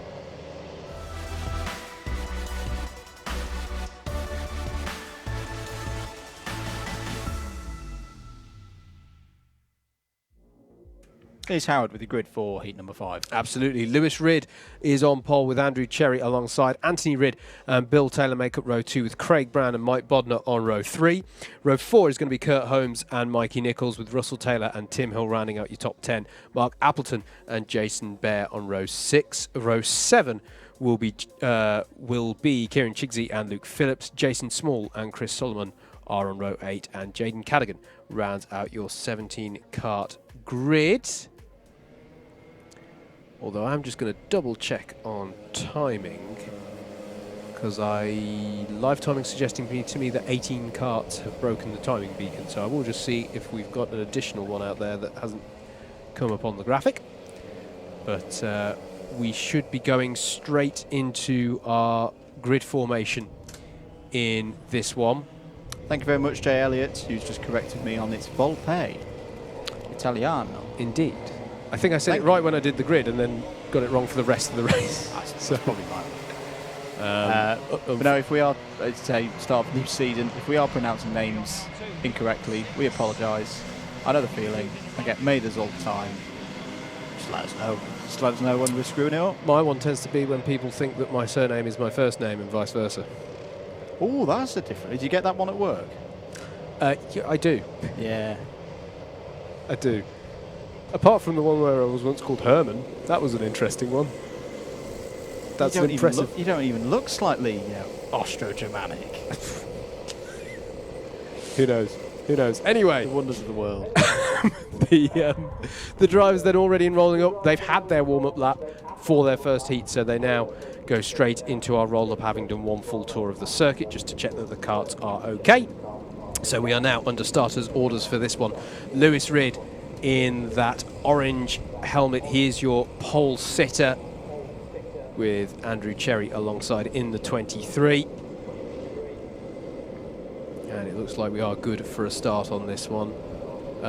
Craig Brown is your prediction from David Whitehouse on this one. We'll see how that one goes. There he is in the number 41, starting on the third row of the grid. But we are good for a start here for race number 5, heat 5 of round 2. Eyes on the lights, engine notes rise, and away we go.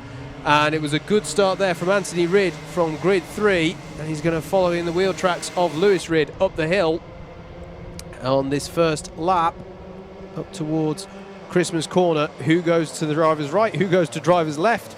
They all splay out as normal, going a bit Noah's Ark through Christmas Corner, but they're all through cleanly, it looks to me, which is good to see. And there is Kurt Holmes going down the inside of Ashby. That was a defiant move there to get himself up into second place, past Anthony Ridd. And that is what I thought was good. Oh no, it's just a warning. Okay. Okay, Anthony Ridd's had a warning. I thought that was going to be a penalty for breaking formation out the tram lines. It did look questionable to me, I will agree with you there, as there's a hit there on the cone on the first lap.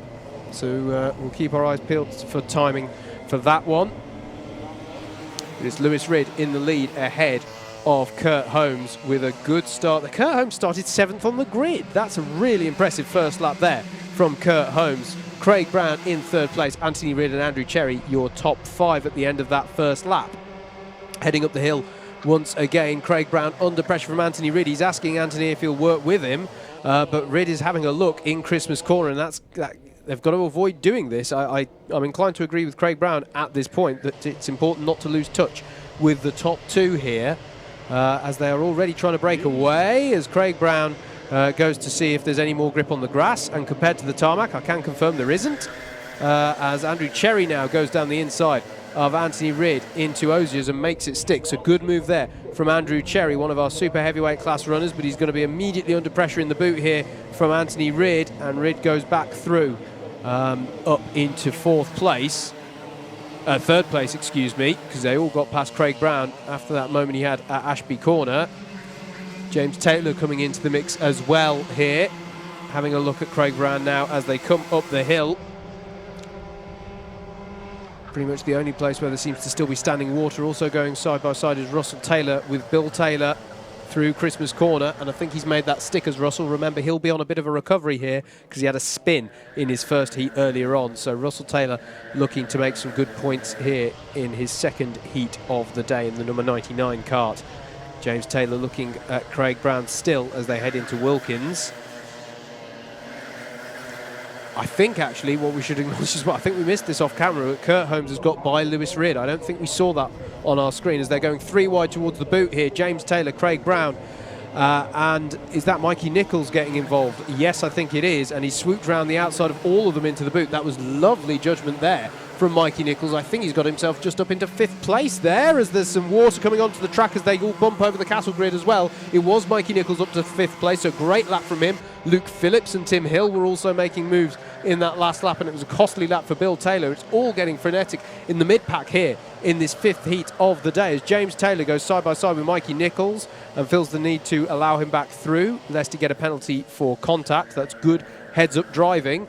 Tim Hill has a look, though, immediately at James Taylor off the back of that generosity. And James Taylor is on the grass, and Tim Hill there, that's a difficult call to make. James Taylor recovers to the trap, but that's the difference between that and the move we saw between Anwar Burrell-Smith and Luke Hornsby earlier on for me. The people were just being run out of room a little bit there, although you also have to know when to back out. It takes 2 to tango, but Tim Hill there on Craig Brown now in the boot, so he gets through. So it's a lightning few laps for Tim Hill there.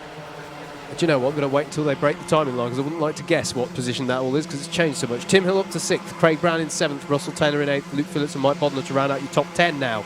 Kurt Holmes setting fastest laps of the race consistently here, leads Lewis Ridd at the front of this one. We've barely seen them. This is Russell Taylor having a look at Craig Brown into Christmas Corner, but just couldn't quite get it done, and he's got to be careful now because he has the close attentions of Luke Phillips who's one of our Class 3 runners, so doing really well there in the 83. There's another dead Colin. I just saw him rolling to the inside circuit, so somebody's going to get a cone penalty out there. Still getting a little bit rough and ready out there as the number 83 of Luke Phillips comes down the inside of 2 drivers. Really good move there from Phillips. Yeah, by far and away the highest place of the Class 3 runners, and that was a brilliant move on a Class 1 runner of Craig Brown. So really doing well here at the moment is Luke Phillips. Kurt Holmes leads, Lewis Ridd in second, Anthony Ridd in third, some 3 seconds back, and he's got Andrew Cherry with him for company. Then it's a further second back to Mikey Nichols, and then 2 seconds back to all of this that you're seeing on your screen, quite frankly. Tim Hill in sixth, Luke Phillips leading this pack up the hill. Actually, yeah, Tim Phillips has got a few kart lengths up the road here, but this is now the 44 of Mike Bodner looking down the inside side of Craig Brown. It's not gone Craig Brown's way, has it? And who was that spun out on the outside of Christmas Corner? We're going to have to check who that was, because someone was spun out from further up the order at Christmas Corner there. I'll keep an eye on it on timing. Didn't quite catch who it was,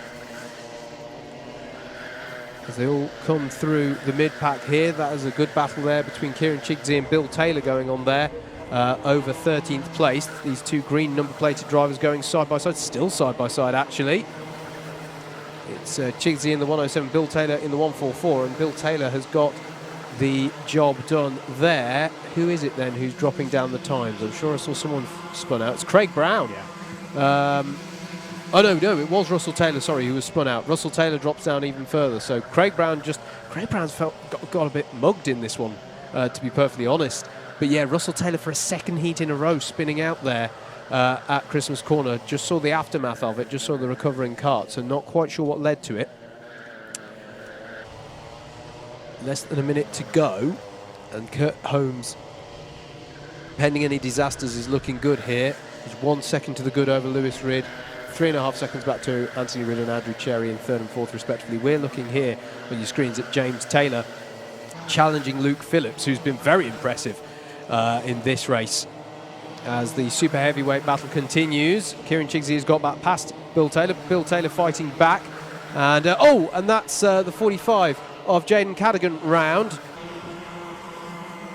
So that's going to be a heat to forget, unfortunately, for Jaden there. We're looking here, though, as we're on the last lap of the race. This is Andrew Cherry challenging Anthony Ridd here as they come down towards Ashby Corner. And look at the way Mikey Nichols has caught up to this, actually. This is a 3-kart battle here over third place, as Anthony Ridd leads them into Wilkins Corner. Andrew Cherry in the 23, the 64 of Mikey Nichols in hot pursuit.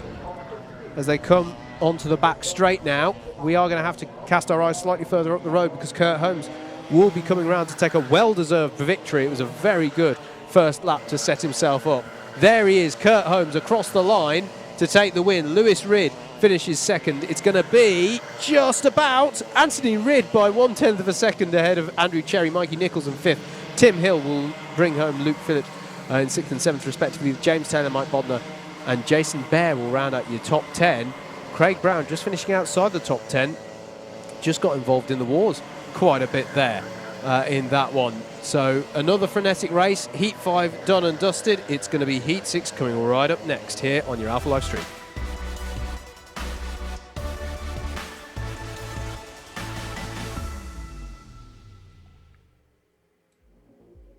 Let's take a look at the grid then for heat number 6. Mark Ridout will start this one from pole. Elliot Muse alongside Garrett O'Connor will be looking for a slightly more positive heat this time after the spin in the last one. Anwar Brule-Smith alongside Kevin Coombs and Jack Bolton make up row number 3. Row 4 will be Alex Pritchard and Steve Lindley. Paul Williams and Richard Burrows rounding out your top 10. Tom Fuller and Richard Newton are on row 6. Row 7 is Darren Townsley and Harry Melvin.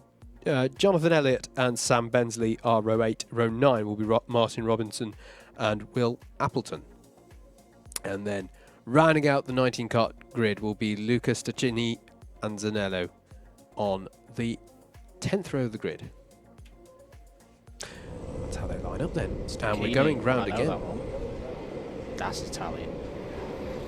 Yes, sorry, I will freely admit that I did not do good Italian then at all.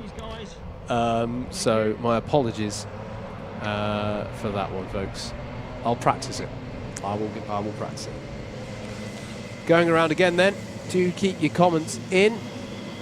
Daniele from Rock Cup would not be happy if I didn't point that one out. No, that's fair enough. That's fair enough. So, after this one, we will be halfway through our 12 heats.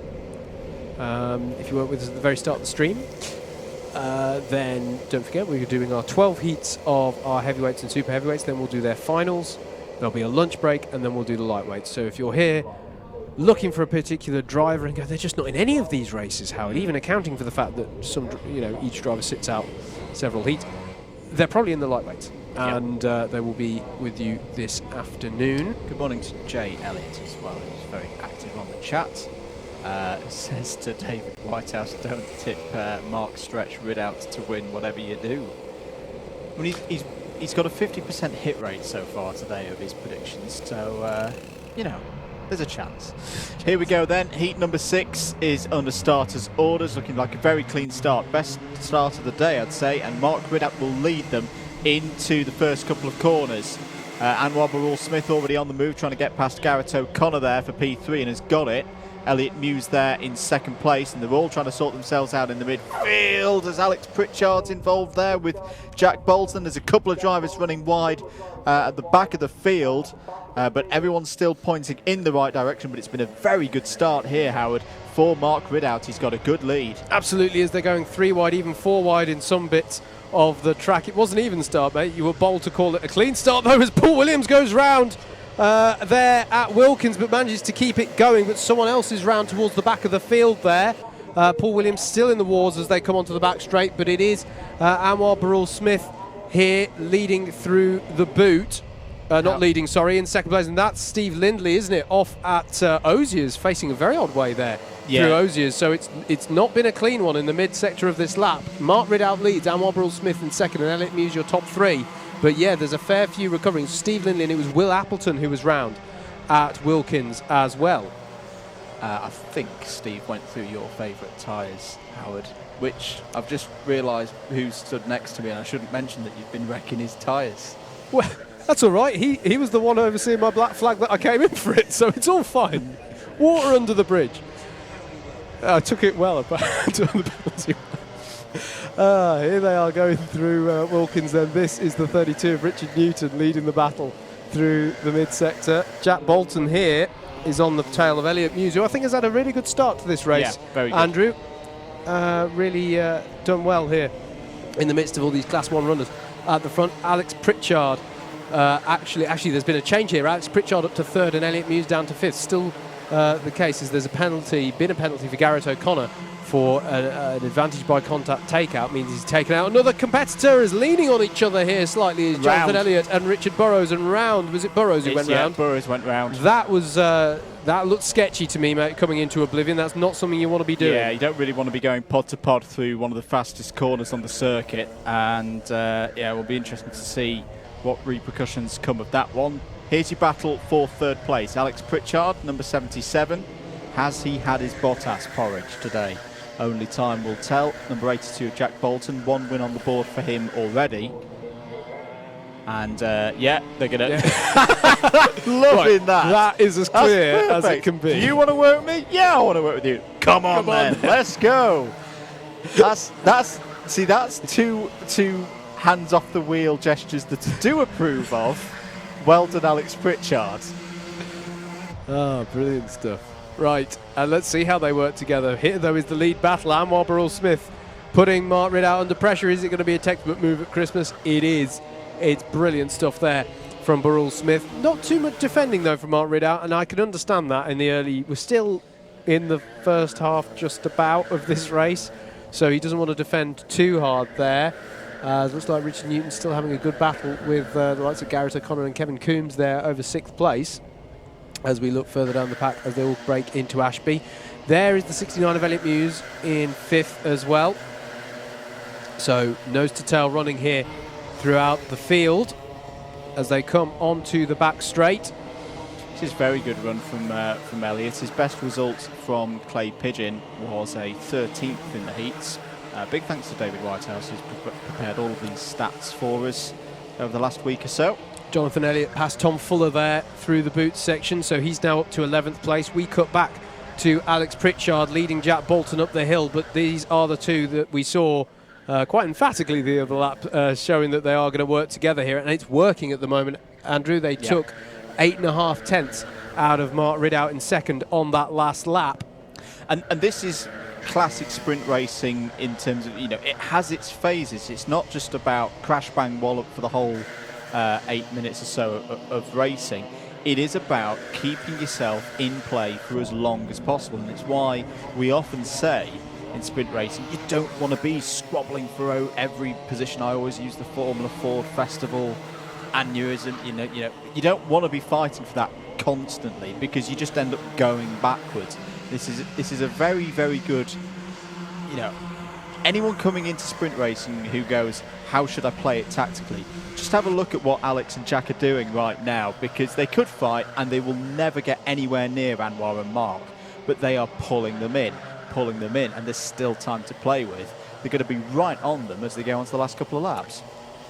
Absolutely. Darren Townsley and Jonathan Elliott having a good battle that's been going on for the last couple of laps. Jonathan Elliott has now got through, so by my calculation, that's him up into the top 10. Here is still Richard. Really good race so far from Richard Newton, still running strongly in that 5th place, and doing some good stuff to absorb the pressure being applied from the likes of Garrett O'Connor and Elliot Muse behind him. And here we go then, with 90 seconds left on the clock. I'd say that Mark Ridout is falling into firing range for Pritchard and Bolton here in the battle over 2nd place. The question is going to be, actually, here's where you do have to make those judgment calls with as much time left on the clock as there is. Do they start working with Mark to try and reel in Anwar, or do they just battle? I think it's where because Anwar's got the pace, I think, to hold them off even if they work together. And we've only got a minute left on the clock, so I think this will come down to a 2nd place battle. It very much depends how Stretch reacts to being pushed along. If he is able to start being the head of that train and pulling them in, they'll stick with it. But half a lap at most before you say, right, yeah, we're going to catch Anwar, or no, we're not. We may as well fight for 2nd place now. I think they might be about to be shown the last lap ball. We'll see if this one gets called as such. Yes, it is. So it's all on now for the 2nd place battle. So now it should be gloves off. This will be Alex Pritchard, and he's just set the fastest lap of the race as he's got onto the tail of Mark Ridout here. You can see Ridout is wise to this. He's straight to the inside line as they head towards Christmas Corner. And there's no change there. Jack Bolton's hanging back just a little bit here, but we'll hope it comes to him in the next few overtaking opportunities. Is down towards Ashby. That's a late move from Mark Ridout. I'm not sure if he realised quite how close Alex Pritchard was, as there's a penalty for Jack Bolton for clipping the monster curb at the inside of paddock, so that's going to be expensive for him. So he's and down the inside goes Alex Pritchard at Osiers. That is a brilliantly judged braking there, and he gets himself up into 2nd place. Jack Bolton won't know he's got the penalty yet. He's just going to be trying to get whatever position he can, and that's an interesting way to try it around the outside of the first part of the boot. Ahead of these three, Anwar Birel Smith is going to be coming round to take the win. There he is, taking the win, and there is Alex Pritchard, very happy about the 2nd place. 3rd for Mark Ridout. Jack Bolton finishes 4th, but will have a penalty applied post-race. Richard Newton does really good there to take 5th on the road. Very impressed with that drive there, absorbing all the pressure. Garrett O'Connor, Jonathan Elliott, Harry Melvin in 8th, Darren Townsley in 9th, and Tom Fuller rounds out your top 10 from that one. That was, I agree with your analysis there, mate. That was textbook how you structure a sprint race. Strategic thinking in a sprint race. Whilst there is some great out-and-out racing, it's not all about it. Alex would not have got that 2nd place if he'd fought with Jack. It's as simple as that. So really, really heads up driving from those two. And Alex gained some more points at that. But well done to Anwar, another great victory. Absolutely. Heat 7 coming right up.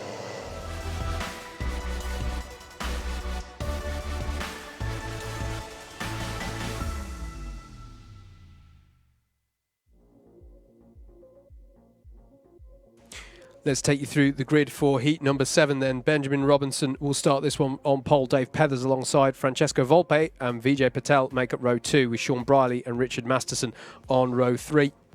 Row 4 is going to be Chris Dixon and Lenny Wood with Stephen Jennings and Miguel Hall rounding out your top 10. Bradley Barrett and Alexander Lamin on row 6. Row 7 will be Jeremy Deeks and Simon Kavanagh.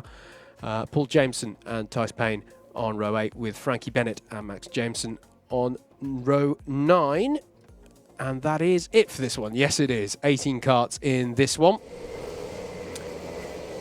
Fairly open field, I'd say, in this one as well. I mean, looking through the names, Sean Briley has taken victories in previous seasons. I'm going to check the White House crib sheet as to whether he's had one so far this season in a heat. No, he has not. So if he can get a good first lap, a clean first lap, I'd probably say Sean for this one. But plenty of other drivers there who can do well in this one. Field coming round then. Thank you for your continued support of Club 100 here at Whilton Mill. Watching live coverage of round number 2 of the Club 100 Sprints Championship Heavyweight class. We're on to heat number 7. Away we go then. Benjamin Robinson in the number 40 on the right of your screen takes us from pole position. Good start, and through goes Volpe straight away into second place from grid 3. So again, the pole side of the grid getting very, very good starts today. Dave Pethers is there in third. Sean Briley already up to fourth place. Big dive coming in. I think that was Vijay Patel trying to go for fifth place. But they're all through the first big braking zone, Howard, as they go down into Ashby. Yeah, agreed. Went 3 wide, even 4 wide at some bits through Christmas Corner. Standard fare, really, for all of this. But it never ceases to impress me when everyone manages to navigate it relatively cleanly. One to look out for in this one for me, mate, Lenny Wood. He's on a recovery, remember? Yep. He didn't have a good first heat. And that was his best position, as there's a very bizarre incident of karts tripping over each other.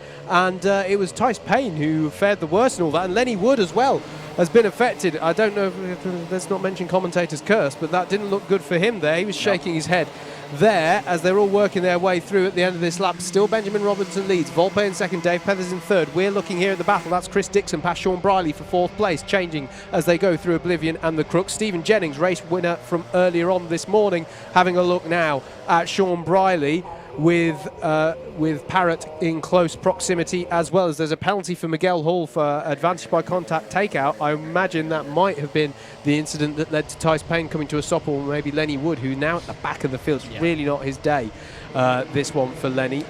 Difficult now for Lenny, because that's now 2 races where he's not had optimum results. I mean, I hate to say the words, I'm even thinking C final now if he doesn't get a good result in race number 3, and then he's really got a job on to get any kind of good points from this round. Side by side between Sean Briley there and Bradley Parrott. Bradley Parrott. So Briley not seeming to have the pace in this race, which is a bit surprising. Stephen Jennings in there as well in the red Simpson helmet. Indeed, for those of you who don't recall, Sean Briley had a brilliant drive up through the order just a few heats ago in his first heat, but here he is having to go defensive against Bradley Parrott, and Stephen Jennings will look for an opportunity there, and he took it. Really nicely done there. Miguel Hall is immediately on Bradley Parrott as well, so just by going to driver's left to try and open up the opportunity for Parrott, he was immediately mugged by 2, now make that 3, because I think Simon Kavanagh got down the inside of him as well there at Inkerman's. So expensive time there for Bradley Parrott. He was just trying to look for a way through. Now Stephen Jennings is having a look in what I think is his favourite overtaking spot of the whole circuit down into Ozius, because he seems quite the aficionado of that, but can't make it stick this time around. Miguel Hall will not need a second invitation should the opportunity arise to take the spot off of him as they come round to finish lap number 4. Benjamin Robinson leads by only 0.3 of a second from Francesco Volpe. Chris Dixon in third, Dave Pethers in fourth, and then we're looking at the battle over fifth, and Stephen Jennings gets by on Sean Briley, but just as soon is taken by Miguel Hall in the number 8 into Christmas Corner, and the 17 of Simon Kavanagh, is back on the scene, and Bradley Parrott is on the recovery as well, and it's all changing faster than I can say, which is what we love to see. The number 33 and 36 of Jeremy Deeks and Alexander Lamin respectively are fighting in the back of your shots as well, and this is the battle further up the road. In fact, this is at the lead of the race. There is Benjamin Robinson doing really well in the number 40, leading this one, with Volpe in second, defending hard against Chris Dixon as they come into the boot. Dixon, I think, is trying to look for a switchback here. Can he get enough of his kart alongside? No, he can't, and the battle goes on for another corner. A couple of messages coming in from race control. Cone penalty for Paul Jameson. Also a monster curb warning for Frankie Bennett, so keep an eye out on those drivers for the rest of them. And there, I think that might be another cone penalty for Paul Jameson. So not the best of runs at the moment for the number 16 in 16th place. This battle raging on for the lead. Still Robinson at the head of it, the C2 driver. And for me, I know Miguel Hall has a penalty, doesn't need to be applied, but what's interesting to me, they're starting to battle already, and there's 3 minutes to go here. Yeah. So it's not inconceivable that those who we're seeing battling over 5th could, if they work together, get onto the back of this 4th place battle. It's possible. But for the moment, it is Robinson who still leads this one. Dave Pethers, we haven't mentioned him much, but very much a part of this pack of 4 here at the front. They're in the 92 car as they come onto lap number 6. Still over 2 minutes left. And is Chris Dixon going to look for a move on Volpe at the top of the hill? He's had a look each lap. Volpe has defended each lap, and it stays as they were, as there's a penalty for Bradley Parrott now, an ABC bump and pass. So he has been deemed to have got by in a somewhat unsportsmanlike way with some contact involved. So he is going to have 4 positions docked from wherever he finishes. There's a few of those now, big penalties, as there's a penalty for Simon Kavanagh for contact as well. So the provisional results that you'll see across the line are going to be slightly different to what gets officially scored. Results.alphatiming.co.uk is the place to go, by the way, for your confirmed results, as is live.alphatiming.co.uk/club100 for your live timing. There's even a circuit map there. You can literally track your favourite driver around the circuit. All brilliant stuff there.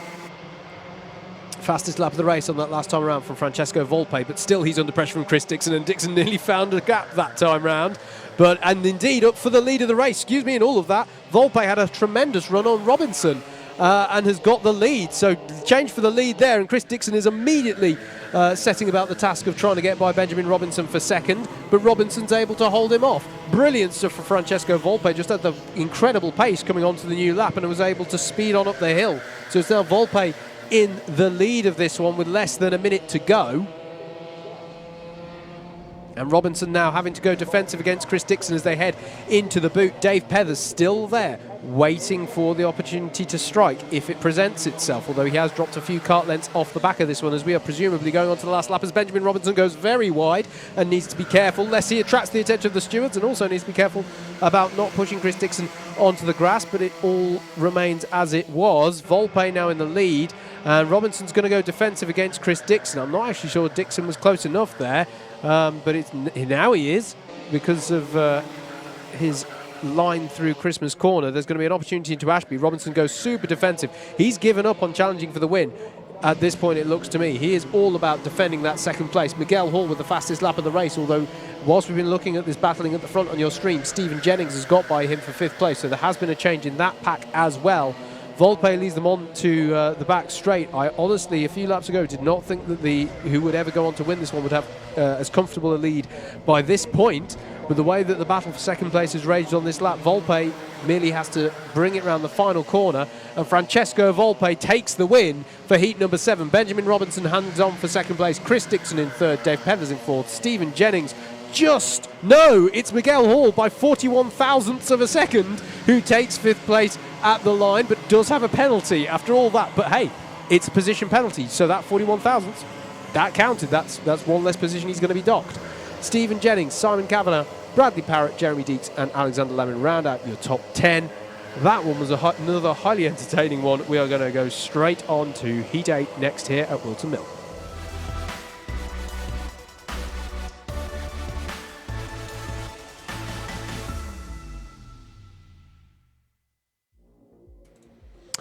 Here's your grid then for heat number 8 of round 2 of our heavyweight and super heavyweight sprints championship. Matt Wildman will take this one from pole with Richard Allen alongside Joe Holmes and Lee Henderson on row 2, Vinod Harani and Adam Wright on row 3. Row 4 is going to be Luke Hornsby and Bradley Shears, with Stuart Jones and Steve Bosley rounding out your top 10. Oliver Moss and Chris Kirk are on row 6. Row 7 is going to be Tim Williams and Jordan Salter. Wayne Dunham and David Wilson are on row 8.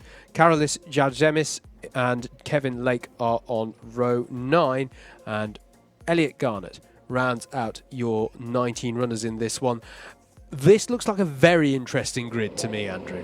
I'm really interested by this one. We've got Matt Wildman, Richard Allen alongside, so much experience there. Joe Holmes on your second row. Adam Wright, who took a win earlier today. Luke Hornsby, who nearly took a win earlier today. This has got the makings of a very, very interesting heat. We have quite a smattering, of Class 1 runners here who are all going to be in it. And we've got some drivers like Lee Henderson, who's been really doing well in the battles so far today. So I'm really fascinated to see how this one goes down. Under starters orders then. Lights are red, the green were racing at Whilton Mill, and Craig Brown not happy with his start at all, and that's why he's been swamped round the outside by both Wildman and Holmes. And I just wonder, was that a jump start? I tell you, part of the confusion as I looked at that, mate, Matt Wildman was not on the correct side of the grid. I don't think our pole sitter was on the left-hand driver's left. He seemed to be on the left as we were looking at it. Yes. So no, I well think observed. the confusion there was that Matt Wildman was out of position on that grid. So, oh goodness, they're almost 4 or 5 wide, but it is Joe Holmes who's got to the head of the field anyway, and Richard Allen has followed through. Sorry, I've been saying Craig Brown. It's because Craig Brown and Richard Allen have similar coloured helmets now. But yeah, Richard Allen was not happy with that start at all.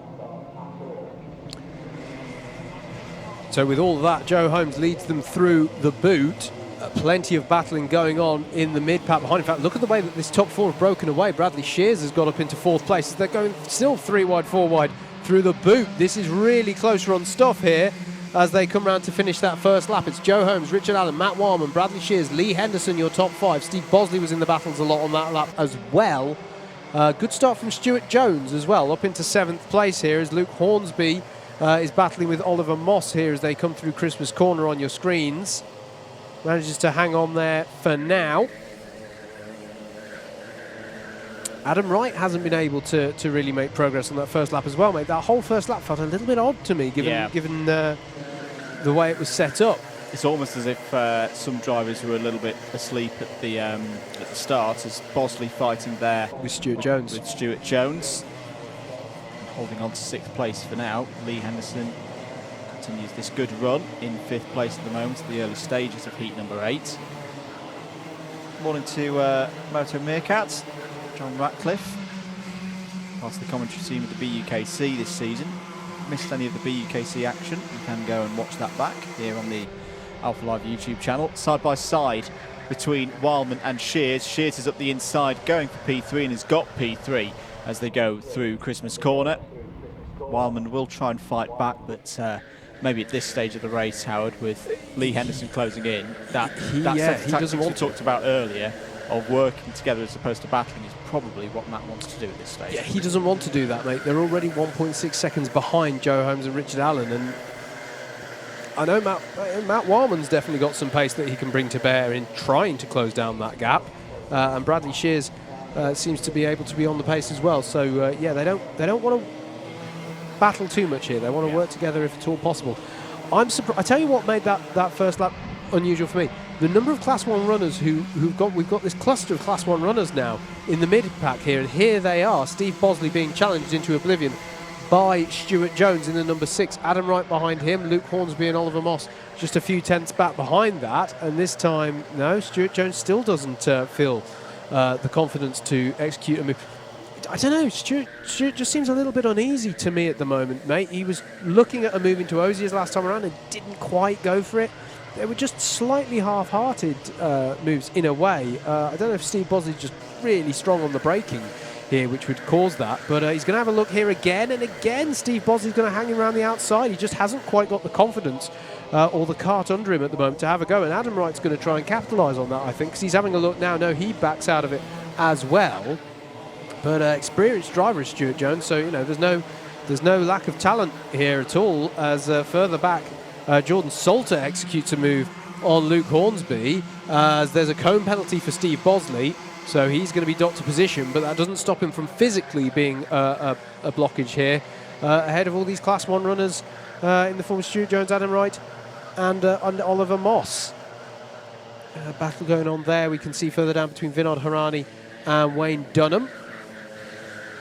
So that's one to keep an eye on. Matt Wildman here, ahead of Lee Henderson, has actually fallen off the back of Bradley Shears. And Bradley Shears is pretty much alone reeling in the top two here. He took half a second out of Richard Allen on that last lap, so that's one to look for, is Bradley Shears getting on to terms with the top two. We're here with Oliver Moss and Jordan Salter as they go through the boot.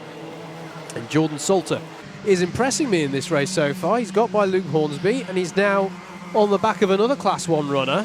Everyone's got the same machinery, of course, but to see a Class 2 runner challenging these Class 1 runners in this way is always a feather in the cap for those drivers. So Jordan Salter in the 42, impressing me at the moment.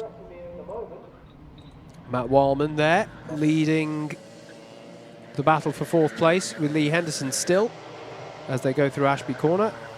And then we cut back here to Steve Bosley, who's still ahead of Stuart Jones. Just saw there how Bradley Shears has reeled in Richard Allen for second place. In fact, that second place battle is definitely one to keep an eye on, as is this one for fourth that we're looking on your screens right now for those of you looking at the stream. And there's the battle for second ahead of them. And if you're wondering where's our race leader, he's 3 seconds up the road. Joe Holmes has just sort of checked out in this one, just set another fastest lap of the race of 54.6. So this is an interesting one now, because these two, and yeah, indeed, Richard Allen going defensive. They aren't working together now. I think they know that reeling in Joe Holmes is not obtainable in the time that's left and with the pace that they've got on this day in history at this racetrack. So a battle for second between Richard Allen and Bradley Shears, a battle for fourth between Matt Wildman and Lee Henderson, and a battle from sixth place down, led by Steve Bosley still, albeit he does have a penalty to be applied post-race. Should mention as well, Kevin Lake, currently running in 15th place, has a cone penalty as well, so he'll be docked to position. As Bradley Shears has a look down the outside of the boot, really, because that's all that's left open to him by Richard Allen, and very experienced as Richard Allen, he will be able to position his car brilliantly here to deter moves from Bradley Shears. As we are on the last tour of the circuit for this one then. Joe Holmes leading this one now by 4.5 seconds, so pending any disasters, he's on for your win. But here we go, Richard Allen defending against Bradley Shears through Christmas Corner and manages to hold off a move that time. Matt Warman likewise behind, fends off Lee Henderson, and I think there's a small sense between Wildman and Henderson that they shouldn't battle too much, because if these two really have a go, they are going to be on their tail, but they're running out of opportunities, to be perfectly honest. Here's the one last opportunity for Bradley Shears, maybe, as Richard Allen goes defensive into Oziers. Can the switchback be executed by Bradley Shears? Yes, it can. He had a nose alongside there, but the door was closed by Richard Allen, and he'll go defensive. Further on up the road, Joe Holmes is coming around to take the win in this 8th heat of the day, but it's all, there he is going across the line, but who's going to take second place as they head towards the line? It is going to be a bit of a drag race here. Matt Wildman has arrived on the scene, but it is Richard Allen who takes second by 89 thousandths ahead of Bradley Shears, 77 thousandths ahead of Matt Wildman, for those of you counting. Lee Henderson finishes a very good 5th place. Steve Bosley does finish 6th, but will have positions docked. And Adam Wright got by Stuart Jones in the last few moments of that one, so he finishes 7th, Stuart Jones 8th. 9th for Jordan Salter, very good race for him. Oliver Moss rounding out your top 10, got by Luke Hornsby in the last few moments of that. Everyone's now competed in 2 heats, but we go straight into our final block of 4 with Heat 9.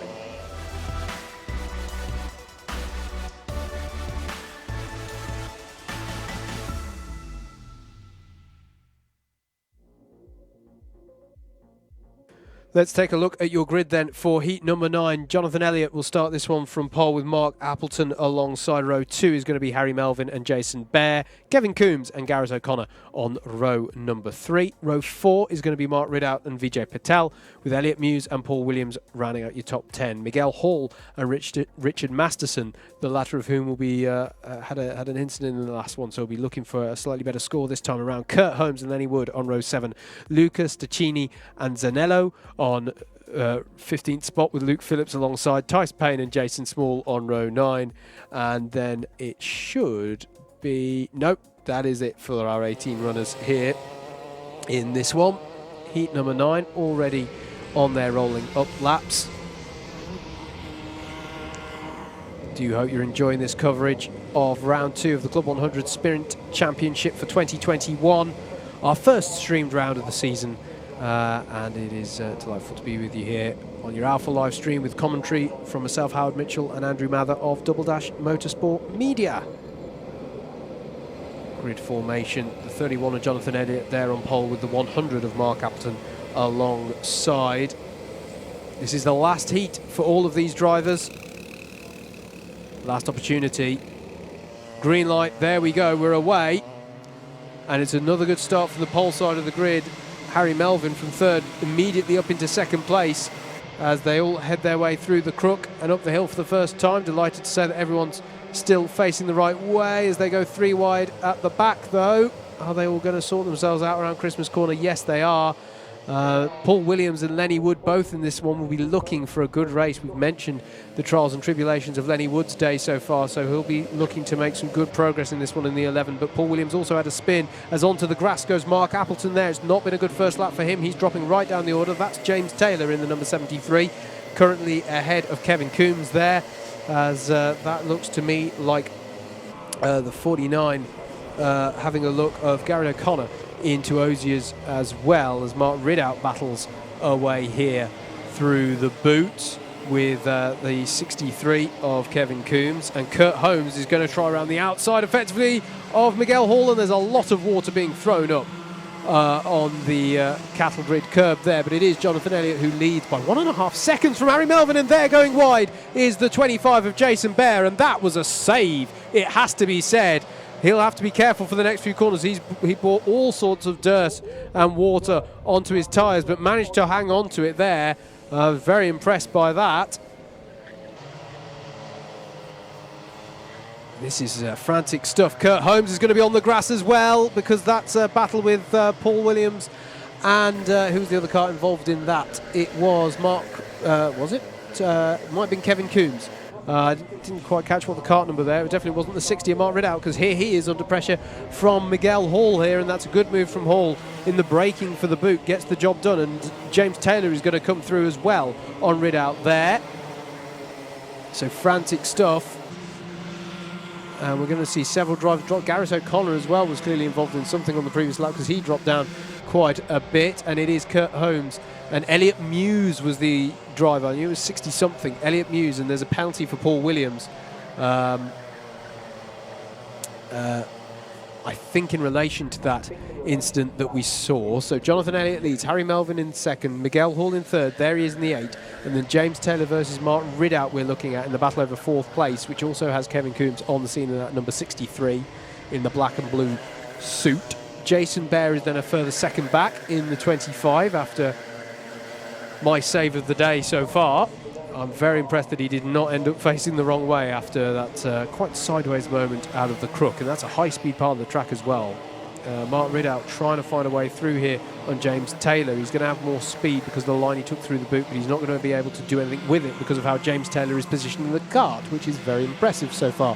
Fastest lap of the race from Miguel Hall, a 55.4, closing in on Jonathan Elliott and Harry Melvin at the front of this one. We're still watching this battle over 4th. James Taylor still going defensive. No inkling of them working together here. They're in out-and-out battle over this position at the moment as they come through Inkermans. And there the battle behind is Jason Bear coming under pressure from Richard Masterson. He was having a look there into Ashby. We'll see how that all pans out when we next catch them on shot. And it's the 49 of Gareth O'Connor that's come to the front. So it was all change in Ashby there in your battle for 7th down through 10th, because it was Gareth O'Connor who's got up into that 7th place spot. But we're still looking on your stream at this battle between James Taylor and Mark Ridout. And again, Mark Ridout takes a different line through the boot, which gives him extra speed heading towards the final corner, but he can't do anything with it because James Taylor's positioning himself well. Into oblivion they go. That's not a figure of speech. That is the name of turn 1 here. Always love that name because you really do have to just throw the kart in. It's a very accurate name. James Taylor again going defensive here, and Ridout just cannot find a way through on James Taylor in this one for 4th place. But all of this battling has allowed Miguel Hall to just pull on up the road by a good 2 seconds. And again, Taylor defends.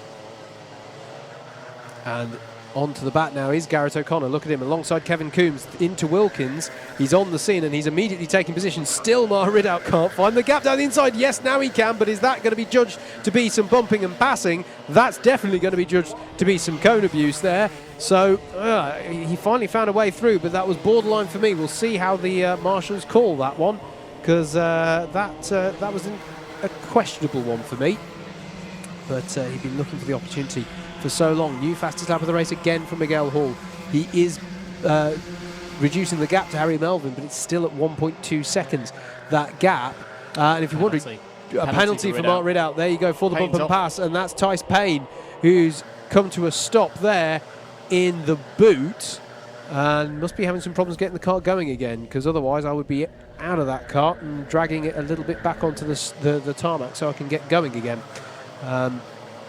Paul Williams there recovering somewhat, now on the tail of Kevin Coombs over 7th place. So bump and pass penalty for Mark Ridout. He's going to be docked 4 positions to wherever he finishes, as Kevin Coombs there is battling with Paul Williams coming onto the back straight. There's yellow flags out the boot, of course, because Tice Payne is still stationary, I think. Yes, there he is. He's clearly feels his car can't get going again. So that's going to be yellows for the foreseeable. Contact warning for Lenny Wood, who's managed to get himself up to 13th place. But yeah, it's going to be a tough day in the finals for Lenny, isn't it? He just hasn't had the rub of the green with this one.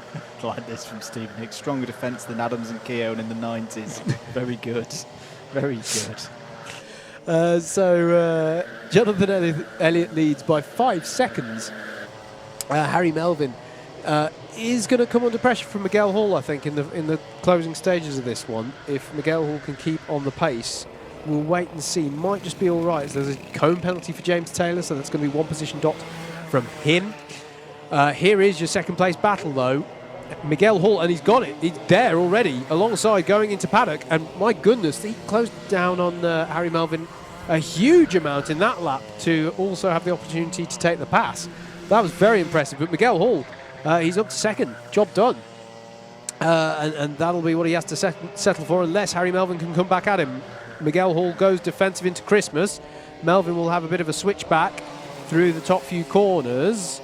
We'll see if he can go and get the job done into Ashby, but he's not close enough, as behind Mark Ridout, still running in 4th, but with the penalty hanging over him. Yep, sorry, Kurt Holmes, good point, recovering there. He's just got... He's just going to bring this one home. He was off at Christmas. Yes, he was. So here is the second place battle coming in for the last time to the boot. Does Harry Melvin have any options? He's going to try and get the switch back. There is Jonathan Elliott taking the win. Very impressive victory there. But it is going to be Miguel Hall who takes second, just ahead of Harry Melvin. Mark Ridout will finish 4th, but has a penalty to be applied. Garrett O'Connor in 5th. James Taylor in 6th, but with a penalty to be applied. Paul Williams in 7th. 8th for Kevin Coombs. Richard Masterson has a slightly better run of it, this time to 9th, and Vijay Patel will round out your top 10, but will probably benefit from a few old penalties there, so we'll see how that all pans out. Results to alphatiming.co.uk for your official confirmed results after each race. We're going to move straight on to heat number 10.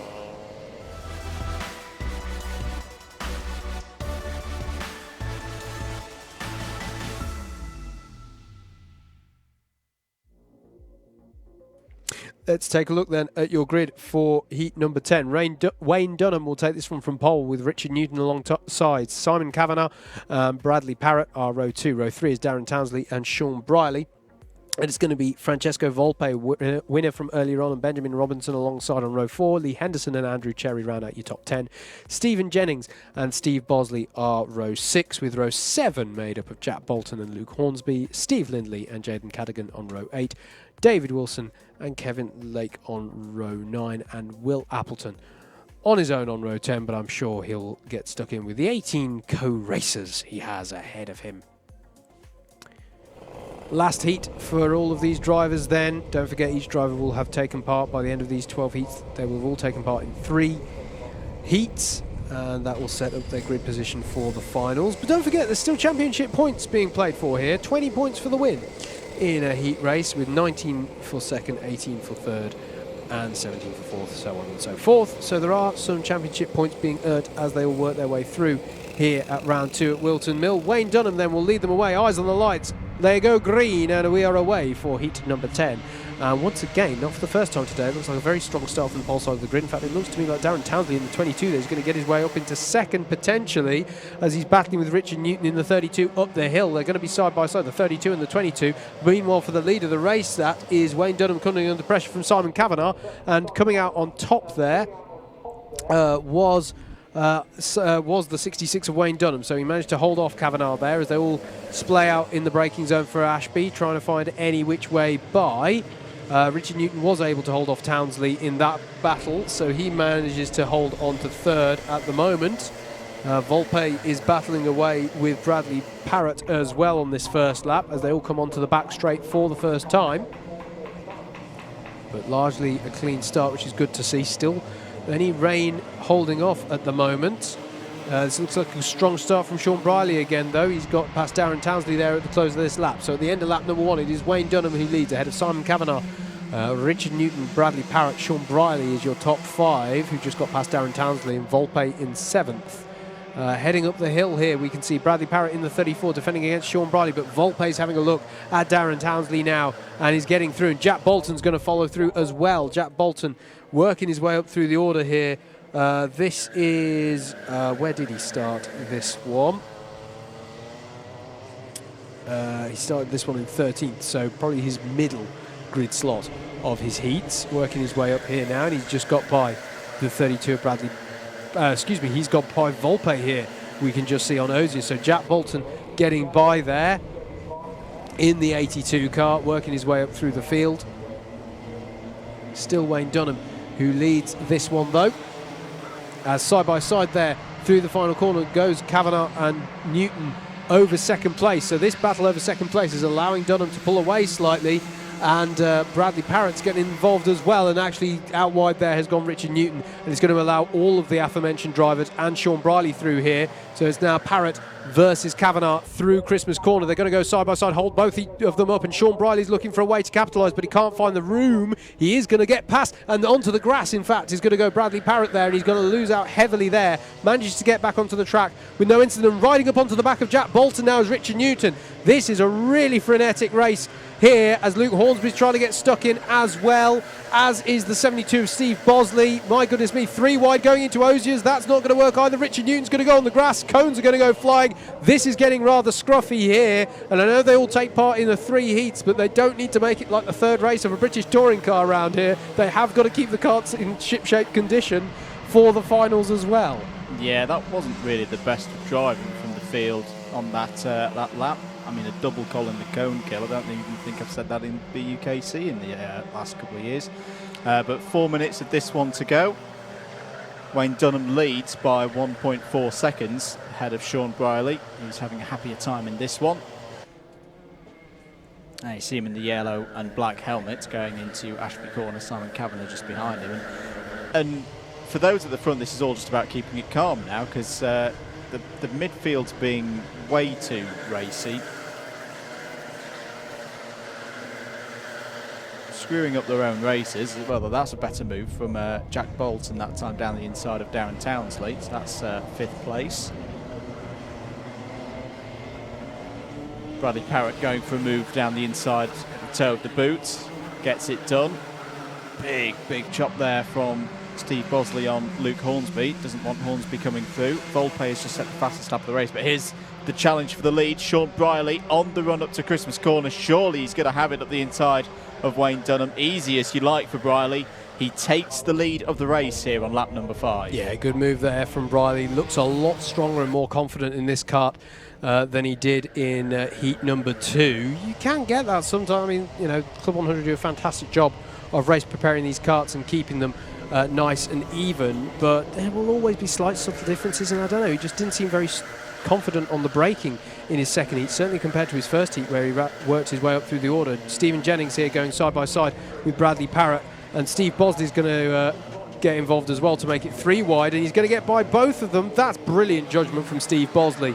I'm very impressed with that racecraft there, and Luke Hornsby's now going to try and get involved and get by Stephen Jennings as well, so that did not go Jennings' way in the last half of that lap, but very well read from Steve Bosley to get himself now up to 7th place. And all of that, did we mention that Simon Kavanagh has got by Wayne Dunham as well, as we're looking at Volpe versus Bolton in the battle over 4th place. So there's Sean Briley now with a bit of breathing space over this battle for second place between the 17 of Simon Kavanagh, the 66 of Wayne Dunham. the 82 of Jack Bolton and the 109 of Francesco Volpe. So that has been changed now for 4th place in the early phase of this lap. There then is the next pack. Darren Townsley leads Steve Bosley for 6th place, with plenty of people in their wheel tracks. There's a penalty advantage by contact takeout for Benjamin Robinson. That's for taking out another competitor. It's not that he's got a takeaway that the clerk of the course doesn't like, as Jack Bolton looks for a way by Wayne Dunham for 3rd, and he gets the job done, but Dunham is all over the curb, and it's allowed Volpe through immediately as well. I think at least someone clipped a monster curb there. It may have been Volpe, so keep an eye on any warnings for that. Steve Bosley's now looking down the inside of Darren Townsley. This is over 6th place, and he's got the move done. He's been encouraged to as well by Bradley Parrott. He's having a great run here in the super heavyweights class. Less than a minute to go of this one. ABC bump and pass for Stephen Jennings. That's going to be costly for him. Has indeed been a monster curb warning. It's for Simon Kavanagh. Yeah, that was a bit of a heart in the mouth moment for him, I'm sure. As the next time around, Sean Bradley will begin the final lap of this one. Been a frantic one, definitely. This is Steve Bosley defending against Bradley Parrott, who has had possibly the most dramatic race of all of them, to be perfectly honest, as there's Jack Bolton getting by Simon Kavanagh. So did Kavanagh have a bit of a shaky paddock corner again, and there's Francesco Volpe trying to tuck underneath. They both managed to keep it together on the runoff side by side. This is for 3rd place, Volpe versus Kavanagh. Volpe has the inside line for this one. Look out for the 66 of Dunham as well, trying to recover a little bit. Former race leader within this one, trying to get back in and get some extra points, but it is Volpe who takes 3rd place. Nicely done as Bradley Parrott tries down the inside of Steve Bosley, and that's going to, somehow they're alongside Wayne Dunham as well, and Dunham's going to be on the grass, and it gets even worse for Dunham, and there's a spray, there's some salt in the wounds as well as he goes through a puddle, and now he's spun because he's got water. Spun with the water on his tyres. Luke Hornsby got entangled with it as well, and yeah, it was difficult for Dunham there, but he just had to keep his head in the game, just think about what was going on. That's the red mist, that's the adrenaline kicking in, and just mistakes propagate from that. Sean Briley takes the win, well done for him.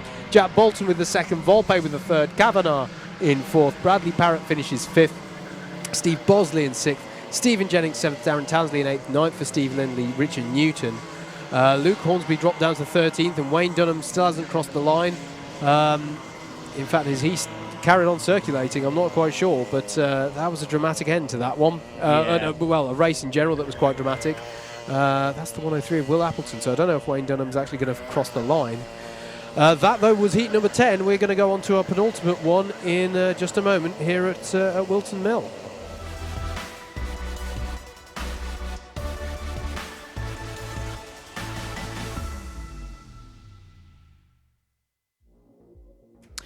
Getting ready then, penultimate heat of the morning. Here's Howard with your grid. Jordan Salter starts this one from pole with Alexander Lamin alongside. Kieran Chigty and Tom Fuller are row 2, with Vinod Hirani and Joe Holmes on row 3. Row 4 is going to be Matt Wildman and Anwar Barul Smith. Richard Allen and Russell Taylor round out your top 10. Tim Hill and Mike Bodner make up row 6. Row 7 is going to be Alex Pritchard and Mikey Nichols. It'll be Elliot Garnett and Carolis Jazemis on row 8. And Frankie Bennett rounds out the 17 carts that we have in this one for you. Penultimate heat then, the last heat for all of these drivers. Remember, they'll all have taken part in 3 heats, and it will have determined the various grids for our A, B and C finals. There is a cause for redemption. Some of these drivers we've been talking about have had a tough morning so far. They will have the opportunity to redeem themselves, race their way up, get promotion from the C final into the B final, and the B final into the A final, or repechage, as I believe it's still officially called in the regulations. I don't know why I like that word, I just do. Jordan Salter then on pole in the 42, and the 36 of Alexander Lamin alongside. That's your front row in this one. Interesting row with Matt Wildman and Anwar Barul Smith on row 4 as well, so this one could get interesting. Eyes on the lights, engine notes rise, and away we go. Good start from Jordan Salter, but it's an even start from both sides of the grid, because Lamin stays in second. Does he? No, he's tagged. He's tagged there by Tom Fuller, and that gets him sideways, and that's so expensive for Lamin there, and I do feel for him slightly, because I don't think he had many places to go with that one. As they all work their way through Christmas Corner. They are all facing the right way, though. It's good to see. And Joe Holmes has got by Anwar Barul Smith No, sorry, he started ahead of Anwar Burrell-Smith, but they are nose to tail as they go through the top part of the circuit there. They'll work together, I think, to work their way up the order, and someone spun out at Ashby. We'll double check who that is on timing as they come through. There is Tom Fuller now trying to go down the inside of Kieran Chigsey, and I think he's made it stick as they come onto the back straight. So I'm just trying to work out where these two are. Yeah, so it is Jordan Salter in the lead, Joe Holmes in second, and Anwar Burrell-Smith in third. So that's a lightning start from Holmes and Burrell-Smith to get themselves up into second and third, respectively. Then it is going to be Matt Wildman in fourth, Tom Fuller in fifth, Richard Allen in sixth, Russell Taylor, Alex Pritchard up 5 positions to eighth, Tim Hill and Kieran Chigsey, your top 10 at the moment. Good chance this for Jordan Salter. I wouldn't expect him to win from this position because he's got Holmes and Anwar Burrell-Smith right on his rear bumper, but a good gap to the group behind as Holmes does go down the inside. Work with them now. Try and stick on that rear bumper of Holmes, because there's a potential of an A final here, which when you're a C2 driver fighting for C2 honours in terms of championship, getting in that A final is really crucial. It's something Salter missed out on at Clay Pigeon. Several changes there. Joe Holmes now to the lead of the race. Anwar Burrell-Smith ahead of him. Also difficult lap this for Russell Taylor. Alex Pritchard got by him in the early part of the lap at Christmas, and Tim Hill now challenging him as well. I'm not sure if Tim Hill's got by yet. I say yet, as in I am not yet sure. It's not an inevitable one because Russell Taylor has been was defending hard there. But yeah, it looks to me like Tim Hill may have got by. So Joe Holmes leads, Anwar Burrell-Smith in second, Jordan Salter in third, and then you can see Matt Wildman there leading this pack of karts, battling over fourth place. Cone penalty is on the board and showing the number 12 of Tim Hill. So Tim currently in 12th place. 5 minutes of this sprint to go. Down the inside there was Alexander Lamin, so that's a good comeback drive at the moment for Alexander Lamin. Lamin on Bodner, I think that was. That was for 9th place. Yep. Richard Allen here under pressure from Alex Pritchard, who's been putting in some good moves today. Indeed. It looked like he was having a quick look in the boot there. So how do they come out of this one? They are still side by side. And is he going to be around the outside? Yes, he is.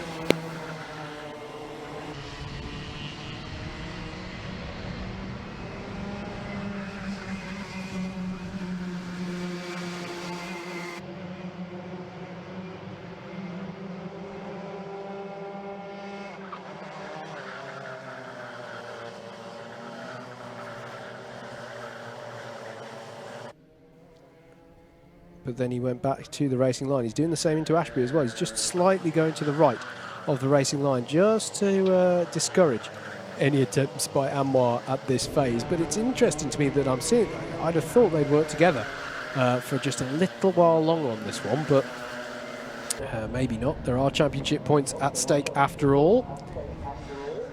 Russell Taylor still having a good battle out there with Mike Bodner and Alexander Lamin. That's in the battle over 8th place, so that's one to keep an eye out for on your timing. And if you're here at the track, and if you are at the track, I hope you're having a lovely time.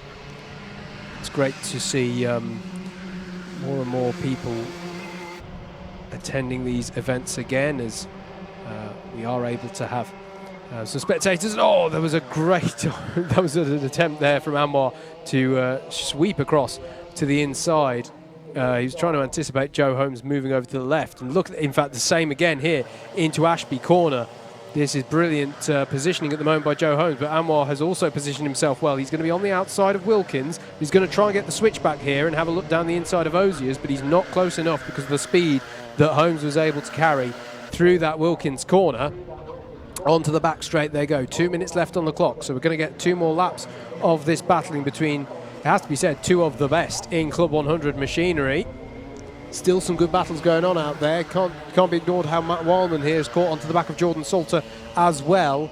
And Tom Fuller and Alex Pritchard are right with each other as well, as we've got 2 more minutes to go of, 2 more laps of this one to go. What will Joe Holmes do this one? He's extreme driver's right this time, as Birel Smith is going to try and go round the outside, but he's going to be run out of room there through Boxing Day, and that was Joe Holmes pushing the very limit there with Anwar Birel Smith, as meanwhile Jordan Salter has to go defensive against Matt Wildman coming through Ashby Corner. 1 minute left on the clock now, so it will be one more lap after this one, and there is Jordan Salter still holding off Matt Wildman, but Tom Fuller has got onto the scene now. Wildman's going to try down the inside of Ozius and get the job done. Fuller is going to try and capitalise on that as well, but the door is shut on him by Jordan Salter, who resumes the standard racing line. Alex Pritchard now all over the back of Tom Fuller, looking for an opportunity for 5th place as our leaders come round on to lap number 7, which is indeed going to be called as the last lap. The gap is half a second though. I think Joe Holmes might have just pulled out enough here to stop Anwar Birel Smith from putting in a move as they come up the hill for the last time. Is there a look from Anwar further ahead? Is there a look in our battle over 3rd place? Jordan Salter goes over to the inside, half in attack, half in defence, and it stays as they were going through the top part of the lap. Yeah, it does look to me like Joe Holmes just has enough in hand. Again, Jordan Salter goes defensive. Tom Fuller looks for the inside line, and that's going to mean there's a switchback opportunity for Alex Pritchard in the 77 there. He's going to be able to get alongside, but can he do anything with it on the outside of Wilkins? He's going to be put out wide if he's not careful. Has to duck out of it. Has to keep his powder dry for now. There's not many more opportunities to set it off. Matt Wildman's got a few kart lengths in hand now. I think he's going to be safe. And it is indeed going to be, coming around the final corner now, Joe Holmes, who crosses the line to take the win ahead of Anwar Birel Smith. Matt Wildman finishes in 3rd. Yeah, he's happy. For the 42 of Jordan Salter in 4th. Tom Fuller hangs on for 5th. Alex Pritchard in 6th. Richard Allen in 7th. 8th for Mike Bodner. Does win that battle that he was having against the likes of Russell Taylor and Alexander Lammin, who round out your top 10 with that one. Mikey Nichols, Tim Hill, Kieran Chigsey, Vinod Hirani, Frankie Bennett and Elliot Garnett. Right, that was heat number 11. We've got one more heat to go. Heat number 12 coming up right here next on your Alpha Live stream.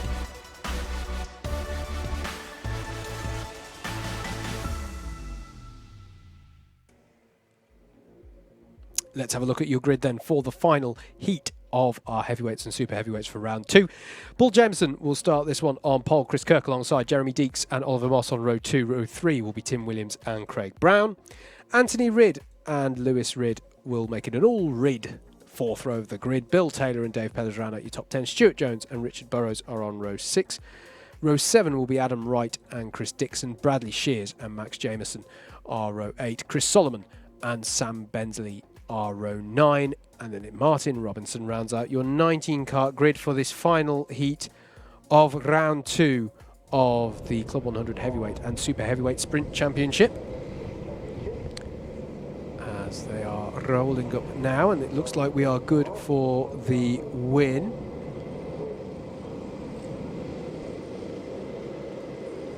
Good for the win, good for the start. Sorry, I was getting ahead of myself there. As we look to start this one. Someone's going to get the win, but who's it going to be? Paul Jameson leads them away in the number 16, the 56 of Chris Kirk alongside. Away we go. Looks like an even start from both sides of the grid. It's the most even start I've seen, actually. That was almost a challenge from Chris Kirk for the lead there. The 7 of Oliver Moss has judged that brilliantly to tuck underneath everybody. So he's going to be looking good for 2nd place as they all head up the hill. As that was a tester going off in the back as they all jostle for the position through Christmas Corner. 4 wide, 5 wide. Everyone's still facing the right way, which is good to see. As Paul Jameson there is still in the lead of this one. And they all work their way out of Ashby for the first time. Adam Wright coming under pressure here from the 48 of... Adam Wright's collected the tyres there. Yeah, and was forced out wide towards those tyres as well. It's all getting a little bit rough out there in the heavyweights again. Yeah, Oliver Moss there having a look for... Is that for the lead? It is for the lead. Yep. Oliver Moss up into the lead of this one, and now the 41 of Craig Brown is trying to have a look and gets it to work there, pushing the very limits with that monster curve, I have to say, on the inside of Paddock, but he should get away with that one, I think, as they come round onto lap 2. It is Oliver Moss, Craig Brown, Lewis Ridd, Paul Jameson in fourth, but now coming under pressure up the hill from Chris Kirk and Dave Pethers, who are both going to try and go down the inside, and well judged by Dave Pethers, just followed through. No need to try and seek the glory of a double overtake, just hold station and follow through. Craig Brown here under pressure from Lewis Ridd, but presumably they're going to try and work together at least for a little while to try and get on to terms with Oliver Moss in the number 7, who finds himself at the front of a field for, I want to say, the first time today. He's been fighting his way up. Adam Wright trying to recover a little bit from that contretemps on the first lap. Chris Dixon in the number 90 as well, and amongst this is Dave Pethers here. Has a look at Chris Kirk. But can he tuck under? No, he can't. Oh, yes, he can. Sorry, he can make that work. Brilliant stuff. And Chris Dixon was having a look as well. And he got through as well. Brilliant judgment by Chris Dixon to follow through as well. So both Pethers and Dixon passed Kirk on that one. But Kirk is fending off Bill Taylor there. So he's managed to stop the falling down the order there. Managed to find his rhythm again as Chris Dixon has an unsuccessful look at Dave Pethers into Christmas corner. Just pairing off slightly at the moment in the top 7, with the exception of our race leader Oliver Moss, who still is holding them at arm's length with a 1.2 second lead. Lewis Ridd here on the tail of Craig Brown for second place. Then it's Dave Pethers and Chris Dixon. There is Chris Kirk and Bill Taylor, and then comes everybody else pretty much behind Anthony Ridd. And who's that taking to the grass? That was Paul Jameson, I think it might have been, going across the grass. Good comment from Bacon on YouTube. I've never watched a race here that has had bad racing. Every race is incredible. That is why we like coming here. It does produce some brilliant racing. Cone penalty for Chris Kirk. And a contact warning for Bill Taylor on that one, though, so they just need to calm it down in this battle as it heads up the hill. Dave Pethers gesticulating there to Chris Dixon. Let's work together. Here is Bill Taylor, though, on Chris Kirk, and behind them, it's all kicking off between Anthony Ridd and Adam Wright as well. They're still side by side. That looks like a bit of squeezing we just saw in the bottom of our shot. I don't know who came out tops on that one. It's still Anthony Ridd, ahead of Adam Wright and Stuart Jones, but it's all very close in that little battle there over 8th place. We're still looking at the second place battle, and well we might, because it's come a 4-kart affair between Craig Brown in the 41, Lewis Ridd in that 97, coming under pressure from the 92 of Dave Pethers, and that was a bold move under braking. And look at Chris Dixon, that was brilliant. Read it so perfectly, saw how everything was building up, bulking up, getting held up, as Dave Pethers kind of went, oh, yeah, you go through, because I made a bit of contact with you, and you go. And he just swept through on all of them. Really good racecraft, judging the position well there. Although I have to say, fair play to Dave Pethers. He was trying to, show that he wasn't meaning to get that position by contact. But it was a good move from him on Anthony Ridd to get by there. Sorry, Lewis Ridd, excuse me. So it's now Craig Brown in that second place, Chris Dixon in third, Dave Pethers in fourth, and Lewis Ridd in fifth. But that's a little bit wide from Craig Brown through Wilkins, and Chris Dixon could smell the opportunity there. But likewise, Craig Brown could go, no, I know what you're going to try, and don't try it there, sunshine. But now around the outside of the boot goes Chris Dixon. He's very, very quick at sweeping into that boot, and for the second lap in a row, he moves himself up a position, this time up into second place. Oliver Moss leads this one by nearly 2.5 seconds, in fact by more than 2.5 seconds now. Chris Dixon up into second, Craig Brown in third, Dave Pethers now coming under pressure again from Lewis Ridd up the hill. What is it this time? It's Dave Pethers going to the inside on Craig Brown. Has he got enough in the braking? It's going to be side by side through Boxing Day, and he's going to be under pressure from Lewis Ridd as a result as Pethers, because he hasn't been able to make the move stick. Craig Brown going to go defensive. Behind them there's Bill Taylor now coming under pressure from Adam Wright for sixth. Adam Wright on a bit of a recovery after the first lap incident, has got by Chris Kirk in the last lap or so. So he's on the move. Here into Osiers comes the battle over third place, and it is a battle over third place because Chris Dixon has now put several kart lengths between himself and Craig Brown as they come through the boot.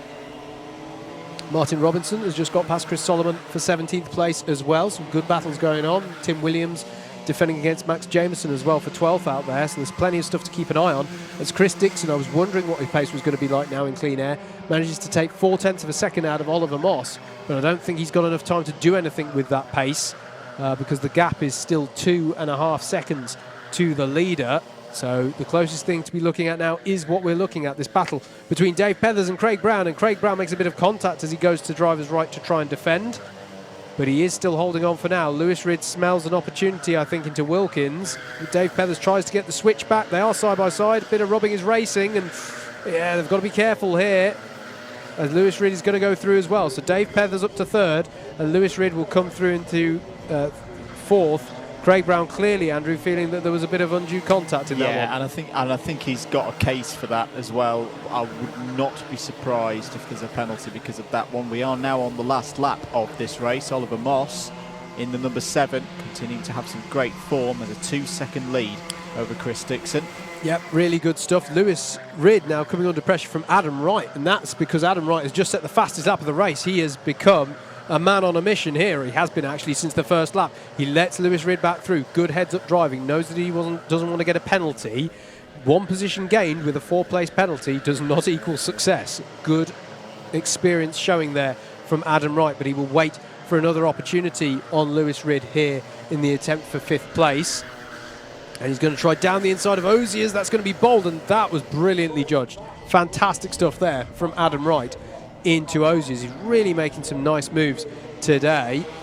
It is, though, going to be Oliver Moss who comes round to take the win in our final heat of the day for our heavyweights and super heavyweights. Chris Dixon fought gallantly to take 2nd place in that one. Dave Pethers in 3rd, Craig Brown in 4th. We just saw Adam Wright get by for 5th on Lewis Ridd in 6th. Bill Taylor gets some good solid points in 7th. Chris Kirk in 8th, Stuart Jones in 9th, Bradley Shears in 10th. Then it's Anthony Ridd, Tim Williams holds off Max Jameson till the end on that one. Richard Burrows in 14th. Then it was Sam Bensley, Paul Jameson, Martin Robinson, Jeremy Deeks and Chris Solomon crosses the line to end heat number 12 and all of our heat racing for our heavyweights and super heavyweights here at Whilton Mill. Indeed. And calm falls over Whilton Mill. And, there will be a pause in proceedings whilst grids are sorted out for the respective finals, starting with our C final. There will be 4 opportunities, or 4 spots, to recharge from the C final into the B final. So that's what that racing will be about. Likewise, in the B final, there'll be 2 spots to go up onto the A final grid. Field will come in, take a breather, work out where they've fallen into, which one of those finals, and we'll get racing again. Thank you for your continued support. Keep your comments coming in on the Alpha Live YouTube page. And if you've not subscribed already, please do so. Takes just a second to click that subscribe button, and plenty of content coming across the next few weeks and months in what's going to be a very, very busy summer for both Alpha Live and DDMM.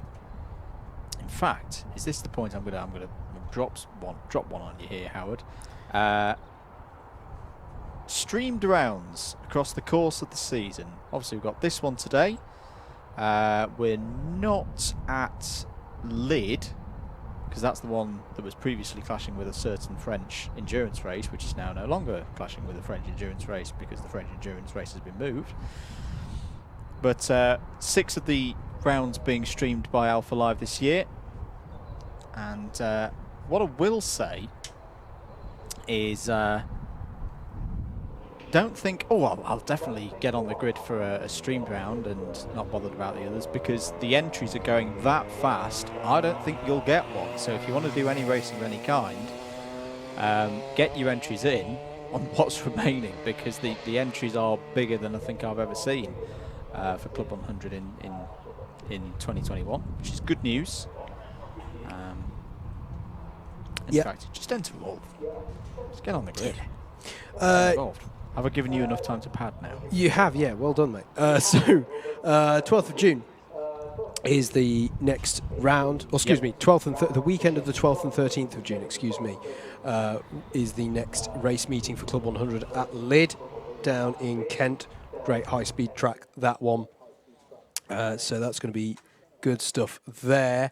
The next streamed round, though, will be in July, which I want to get right now. I think that's the Bayford one, isn't it? Yeah. That one, because that is going to go. So plenty of it's all going down to Kent for the next couple of race meetings in this one. So that is going to be a streamed one, though, when we go there. then the season moves on to Ella Park, I believe, in early August. On the 31st of July and the 1st of August. And the reason I'm saying 2 dates is there is the endurance. It's right. It's right house. There we go. There we go. Let's do all of that bit again, shall we? So Lyd is next on the 12th and 13th of June. Glanny Gores then on the 3rd and 4th of July.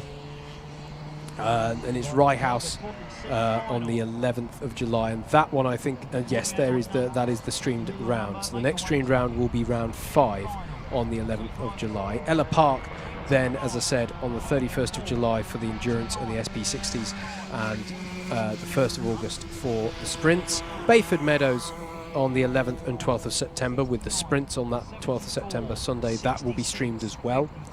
And then it's Landau on the 18th and 19th of September. Whilton Mill again will be back here on the 9th and 10th of October, with the 10th of October streamed as well. And then it's going to be Rye House on the 30th and 31st of October, and the season ends at Bayford Meadows on the 13th and 14th of November. So plenty of great racing action to come, and I'm always impressed by the calendar that they're able to pull together at Club 100, and for various reasons I won't go into now, and which you might be able to appreciate anyway. It's not been the easiest year to pull together that calendar, so fair play to JV and the crew at Club 100 for pulling that together. But yes, your streamed rounds there are going to be is going to be round 5 next when we are streaming. But you know how to deal with this, right? You know, you don't have to worry about when's this, when's that, is it in the calendar. Just subscribe. Press the button. Press the button. Do it now. And press the notification bell and all that jazz. And then it's all taken care for you. And you just don't have to worry. And, you know, it's what I do. I've never yet been so late waking up to commentate on something that I've had to get my own notification. But actually, no. It came slightly close at a Le Mans 24 Hours kart race a couple of years back, when I realised that my com stint was due to start quite soon, and I was still in the hotel. But that's, you know, these things happen.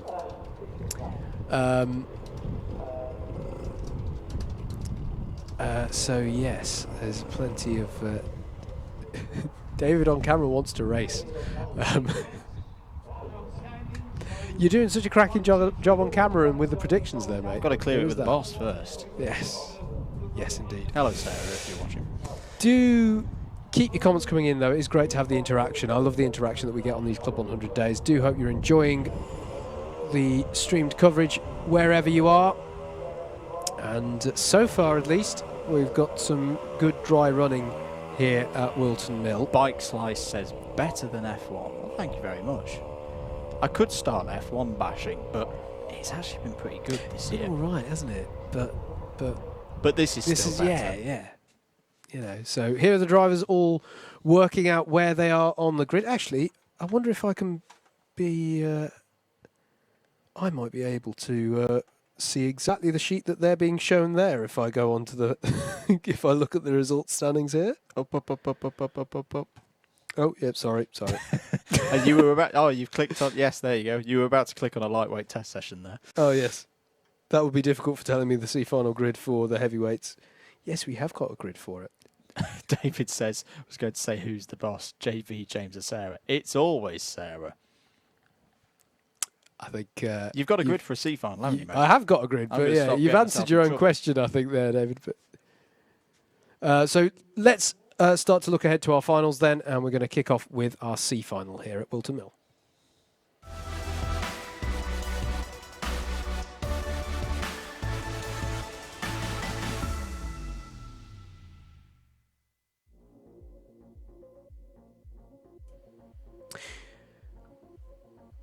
Here we go then into the C finals. Benjamin Robinson will start on pole for this one with Jason Bear alongside Bradley Parrott, and Richard Masterson will make up row 2 with Paul Williams and Jaden Cadigan on row 3. Kieran Chigsey and Richard Burrows should be on row 4. with Mark Appleton and Russell Taylor rounding out your top 10. Elliot Muse and Vinod Harani on row number 6. Row 7 is going to be Wayne Dunham and Frankie Bennett. Max Jameson and Will Appleton are on row 8, with Kevin Lake and Martin Robinson on row 9. Rounding out your top 20 is going to be Sam Bensley and Elliot Garnett. Tice Payne and David Wilson will be on row 11. Row 12 is going to be Vijay Patel and Paul Jameson. Carolis Jaugemis and Chris Solomon make up row 13. Lucas Taccini and Zanello and Jason Small round out your 28 karts. And this is the point in the day where, if you've been hearing that we have a full grid of karts, you go, what, I've only been seeing 18, 17 karts in a race. This is where it suddenly all makes sense when we have 28 karts on the grid. Andrew. Public service announcements. Apologies for nearly interrupting you, Howard, whilst you were reading a grid out. Here's encouragement for all drivers to get a riddle on when they're setting up and getting these races started. 1, Steve Hicks is coming, which is bad news. And 2, he's bringing rain. I've just had a text from him. He's setting off from Leamington. I can't read out the exact language that he's texted me, but it's not good news, chaps. Is it raining significantly? You could say that. I will say that, because that's fit for broadcast. So this is the thing, and the skies are starting to grey slightly here over Whilton Mill. So, yeah, this could be interesting. 39 minutes, according to my sources. Interesting. Let's just talk about promotions. Yes. C final. We have several drivers who I think are in this one and going, oh, gosh, I really don't feel this is where I should be. 4 positions, the top 4 from this will be promoted up into the B final. And then from that B final, the top 2 of that final get promoted into the A's. And when we talked earlier about sprint racing and working together and leaving it to the last lap if you're going to start scrapping, i.e. not scrapping early in the race, these races, it is really, really important, especially if you're like 2nd or 3rd. And you've got a bit of a gap to 4th, 5th, 6th, 7th, the worst thing that you can do in that scenario is start fighting over that 2nd and 3rd place. Doesn't matter. You're getting through to the final anyway. The key battle, as we say, will be the 4th, 5th, 6th, and how many more are behind.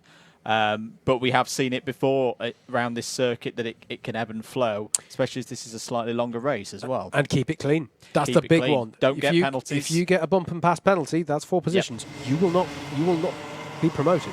It's just a statement of fact. You can be out by a country mile in the lead, but if you've got yourself an ABC bump and pass, it is not happening. So it's crucial to have your head screwed on, have your wits about you in this one. You want to think tactically, look at the bigger picture at all times.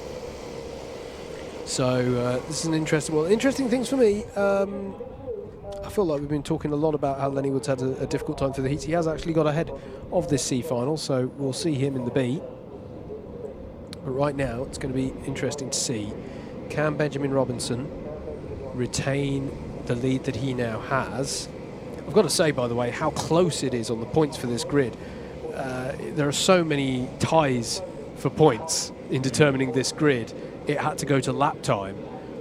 Just goes to show quite how close it's been. Paul Williams, I noticed in this one, they might be looking to get up the order in this one. So it's going to be interesting. Benjamin Robinson in the 40 on pole. Jason Bear in the 25 is in second. Eyes on the lights. Engine notes rise, and we are away for the 12-minute C final. Bear in mind, longer race times here, and it's a good start there from Bradley Parrott, trying to challenge for second place, but Jason Bear's been able to hold him off in the early phase as they head up the hill for the first time, and that's allowed Benjamin Robinson to just pull out by a few kart lengths. Paul Williams trying to get himself there into 4th place. Looks like he's managed to make that stick to me as they all work their way through the top part of the circuit. And worth saying as well, as there was someone getting very sideways in the braking of Ashby there. Did they hang on to it? Because it was either the beginnings of a spin or a fantastic drift. I was going to say, if they did hold on to that one, that was one of the saves of the year so far. I think it may have been Paul Jameson, the number 16. Okay, we'll keep an eye on that one as they work their way through. Looks to me like Kieran Chigsey there is challenging the back of Richard Masterson as they come round to finish this first lap of the circuit. It is still Benjamin Robinson who leads. Jason Bear in second, Bradley Parrott in third, Paul Williams in fourth as they head up the hill. Martin Robinson has dropped right to the back of the field, and Frankie Bennett's had a costly first lap as well. Bradley Parrott is trying down the inside of Jason Bear, and as behind them as well, Kieran Chigsey going side by side with the 29, Richard Masterson still there, still side by side as well, and that's going to allow Elliot Muse, I think, to get involved as well in the 69 kart there. And yeah, what Andrew was saying there, what you don't want to do is Parrott trying a bold move down the inside of Jason Bear. If you get a penalty for that, that's game over in terms of promotion. We should say they're still good as someone sends the cone flying. It was the 29 and Richard Masterson again as they're going 2 wide, even 3 wide, heading towards the boot here. And Kieran Chigsey's getting all crossed up there in the braking zone for the boot, but manages to hang on to it in the 107 kart as they're all tripping over themselves a little bit here. Appleton versus Harani there through the boot as well, and round has gone the 74 of Vinod Harani. So yeah, frenetic stuff here in the C final, and that's it for Vinod Harani in many ways, as Parrott is still battling away with Jason Bear, and Paul Williams is just going to get on by, and Russell Taylor as well. That's brought Russell Taylor in now. There was a gap there, and now Taylor is going to have a go at Parrott, and this is what I was talking about. You don't want to do this in a repechage final. You want to work together and get a gap. I mean, Paul Williams has been in this position enough times both in C and B finals over the years. I would not be surprised if he just takes this calmly and works his way through. In fact, yes, he is going to try and go down the inside of Jason Bear. Oh, Parrott's going to fight back though. That was a good opportunistic move there in the second part of the boot. And Russell Taylor's going to get him as well. So actually, I think Paul Williams' experience may come into play here. But for now, at least, Andrew, that was a costly few corners for him. It was indeed. And, I mean, the chance has kind of gone away from them now. Now Bear's got to defend. But, yeah, I would just question the tactics there in the early stage of this race.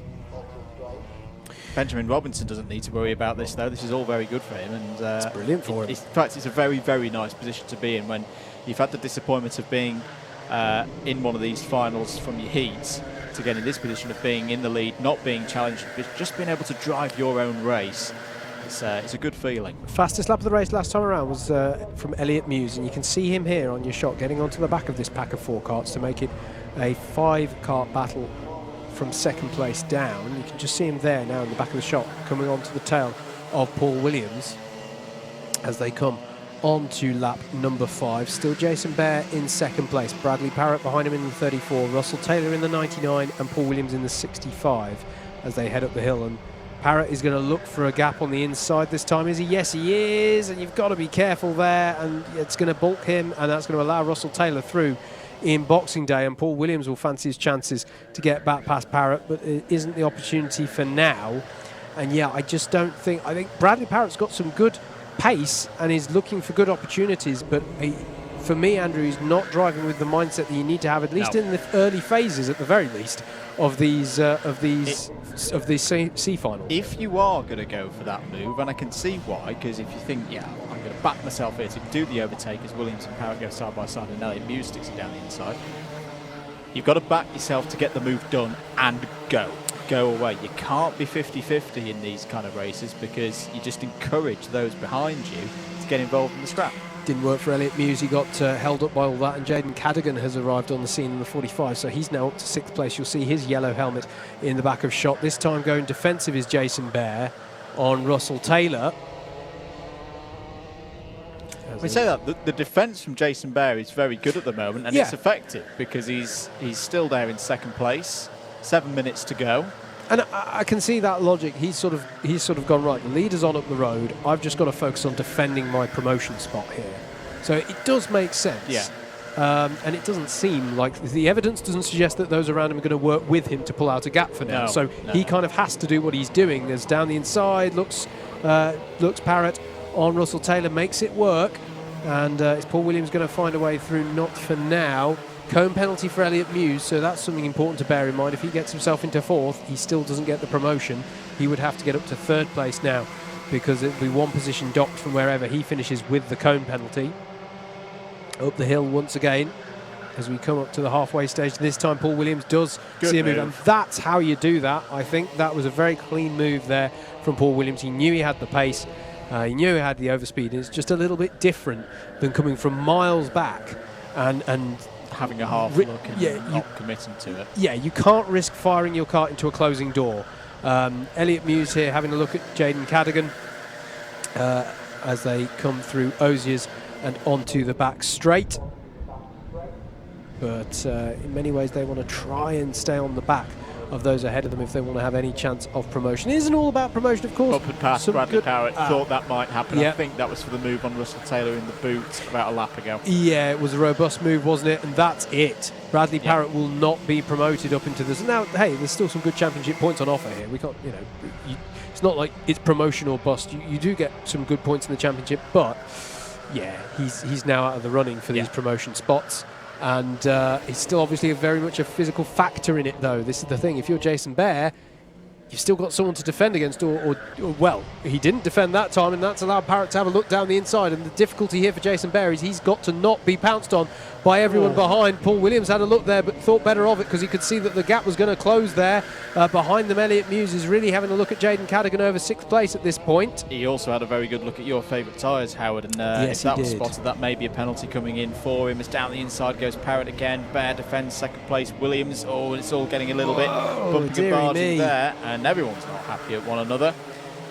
It's just one of those things. I think Bear just bogged down a little bit. But again, look, this is the threat now, because there's a whole gaggle of drivers behind, outside the top 4, now looking to move their way in. Yes, there's a cone penalty for Tice Payne. Now looking down the inside goes Parrott, and that's going to open the floodgates. Very careful, and Russell Taylor is off on the grass. I didn't know if Paul Williams had many places to go there. He sort of got squeezed in the middle, and then that ended up with Russell Taylor on the grass. But that's Taylor well down the order now. So where does that leave us? That leaves us with... I think Jaden Cadogan slipped through all of this, which is good driving. Elliot Muse is there as well, but you mentioned that as Muse already got a penalty. Dearie me, and who's that going over the cone there? It was Masterson again. It was Masterson, yeah. So Masterson benefited a huge amount from those battles there, but then lost it all there, I think, through Osiers coming onto the back straight. And that all just got a bit scruffy and side by side with himself and Paul Williams. So Benjamin Robinson leads by 2.5 seconds, and quite frankly, I'm amazed that gap is only 2.5, given how much. Take it calm, though. No, I know. Sorry, that's not a comment on his pace. That's just I'm amazed considering how much battling there is going on behind. Bradley Parrott is in 2nd, but cannot be promoted. He has a 4th-place penalty. Jason Bear is in 3rd. Elliot Muse is in 4th, but has a 1-place penalty to be applied as well. So I think make that 5. So you've got bump and pass. So that actually means that Kieran Chigsey in 5th and Paul Williams in 6th, I believe, are currently your promotees as it currently stands, with just under 3 minutes left on the clock. Grid penalties applied from the back of the field as well. Yes. So just always remember that one. Yes. So actually, does that mean Bradley Parrott is okay now? Because he would drop in. No, he wouldn't. He'd still be behind Paul Williams. Yeah. There's the 107, Kieran Chigsey and Paul Williams, 2 experienced drivers now. This is a difficult one, because if they're not quite aware of the quite aware of the penalty situation that they're both in at the moment, so they're probably going to fight. Yeah, they think it's all or nothing for a promotion spot here, and it's not. Cone penalty read out again there for Richard Masterson, so that's at least 2 for him. Williams goes down the inside of Chigsey, gets the move done. Yep, good move there. But it's all got a little bit... it's had an eventful one as Paul. This the moment he had with Richard Masterson a few moments ago. Masterson's still in the picture there on the tail of Kieran Chigsey in the 29 kart, but he has collected a cone penalty for a few laps ago. Is calming down at the front now. The gap 2 seconds between Robinson and Parrott on the road, but remember, Parrott has a +4 position penalty irrespective of where he finishes, so he cannot qualify for the B final. Bear is inheriting his 2nd place at the moment. Muse also has significant penalties. Williams and Chigsey also going up at the moment. Just over a minute left on the clock.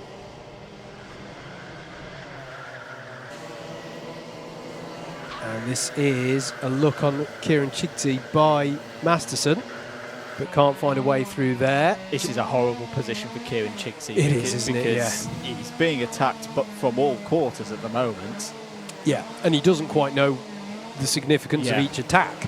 Jaden Cadigan and Russell Taylor are in the mix for this one as well. That would be brilliant if Jaden Cadigan could, slip through here as a C3 driver. We're on last lap now. Taylor trying to fight his way back through in the 99. Puts himself to the outside of Cadigan in the number 45 there. Move not on that time though. Paul Williams has pulled away from this pack, so he's fairly safe now in that position. Indeed. This is Jaden Cadigan on tail of Masterson, who gets a little bit wide through Wilkins. Benjamin Robinson, though, is going to do the perfect job. Just what you want to do in a C final. Had pole position, led from the front, led the first lap, and hasn't looked back since. We'll see him in the B final. He wins the C final. Second place on the road is Bradley Parrott, but he has penalties. Jason Bear will be in the B final. Elliot Muse has penalties. He will not be in the B final. Paul Williams will be, and we reckon Kieran Chigty is in as well. Jaden Cadigan, unfortunately, will be the unlucky fifth place driver once penalties are applied. Masterson has a two placer. Muse has 5. Parrott has 4. Also coming across the line, Russell Taylor, I think maybe a little bit disappointed there with 9th place. Mark Appleton, good run for him in the top 10. Richard Burrows, Max Jameson, Vijay Patel, Frankie Bennett, Wayne Dunham take us down to 15th. Elliot Garnett, Samuel Bensley, Kevin Lake, Tice Payne and Vinod Hirani were in the top 20. And then a sequence of C3 drivers: Martin Robinson, David Wilson, Chris Solomon, Jason Small and Will Appleton. Paul Jameson wrapped out the 26 runners in that C final. Right then, next up is, understandably, going to be the B final. Still plenty of racing action in the heavyweights and super heavyweights, and not forgetting the lightweights after that here at Whilton Mill.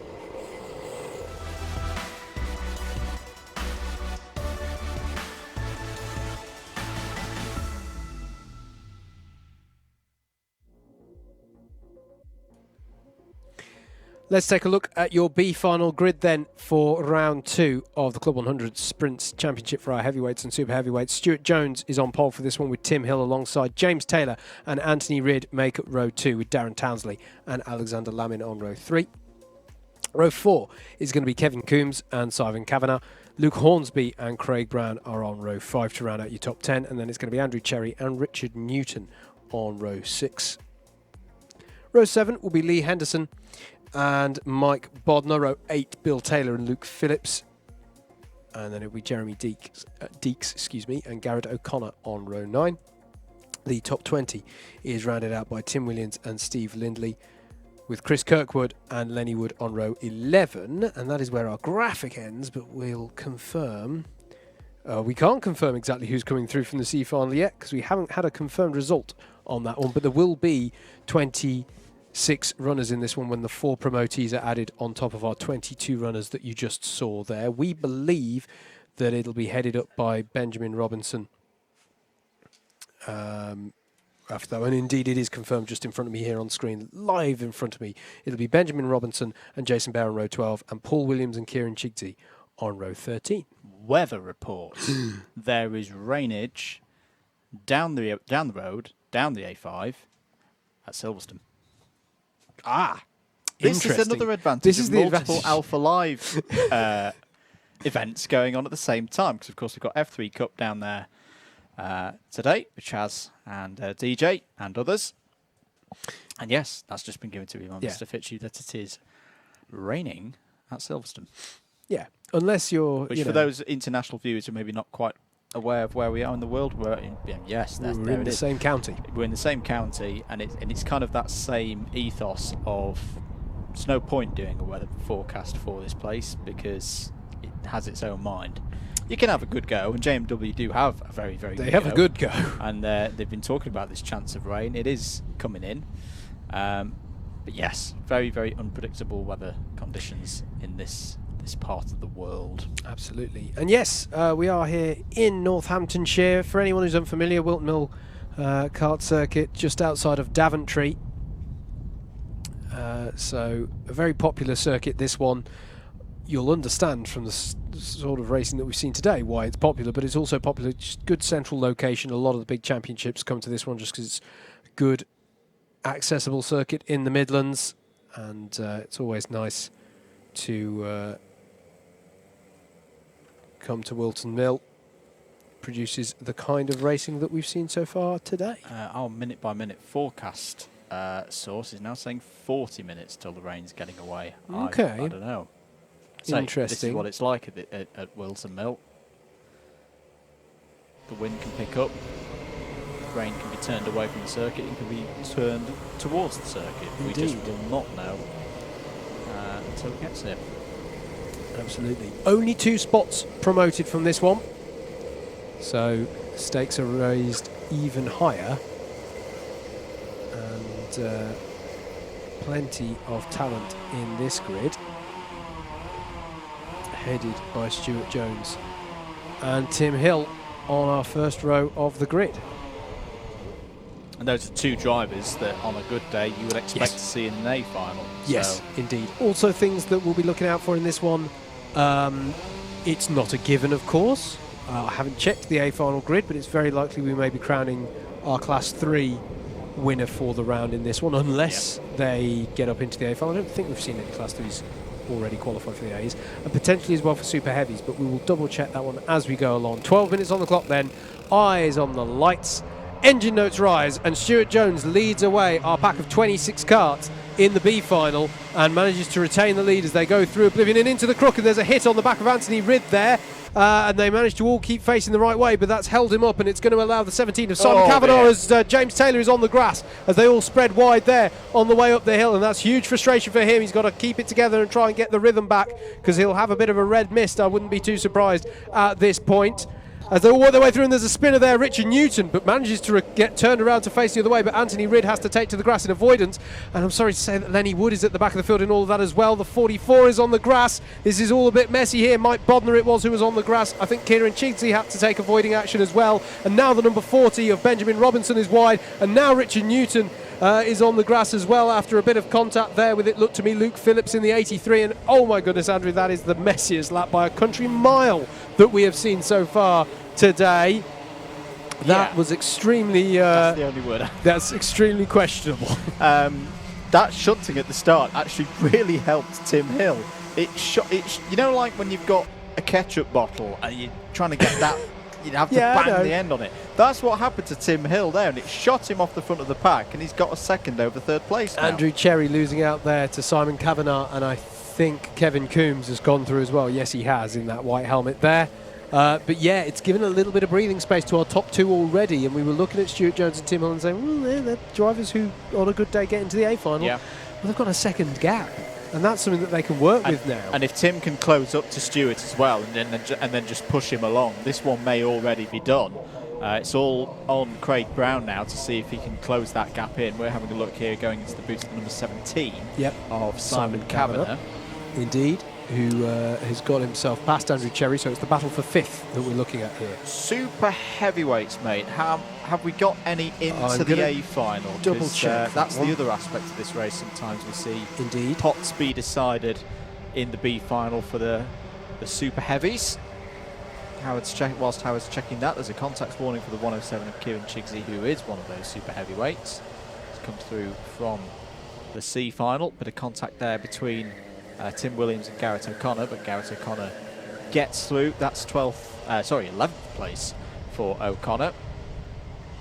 You see Luke Hornsby in the middle of it all there, in the number 27. Great to have him back here in Club 100 Sprints action.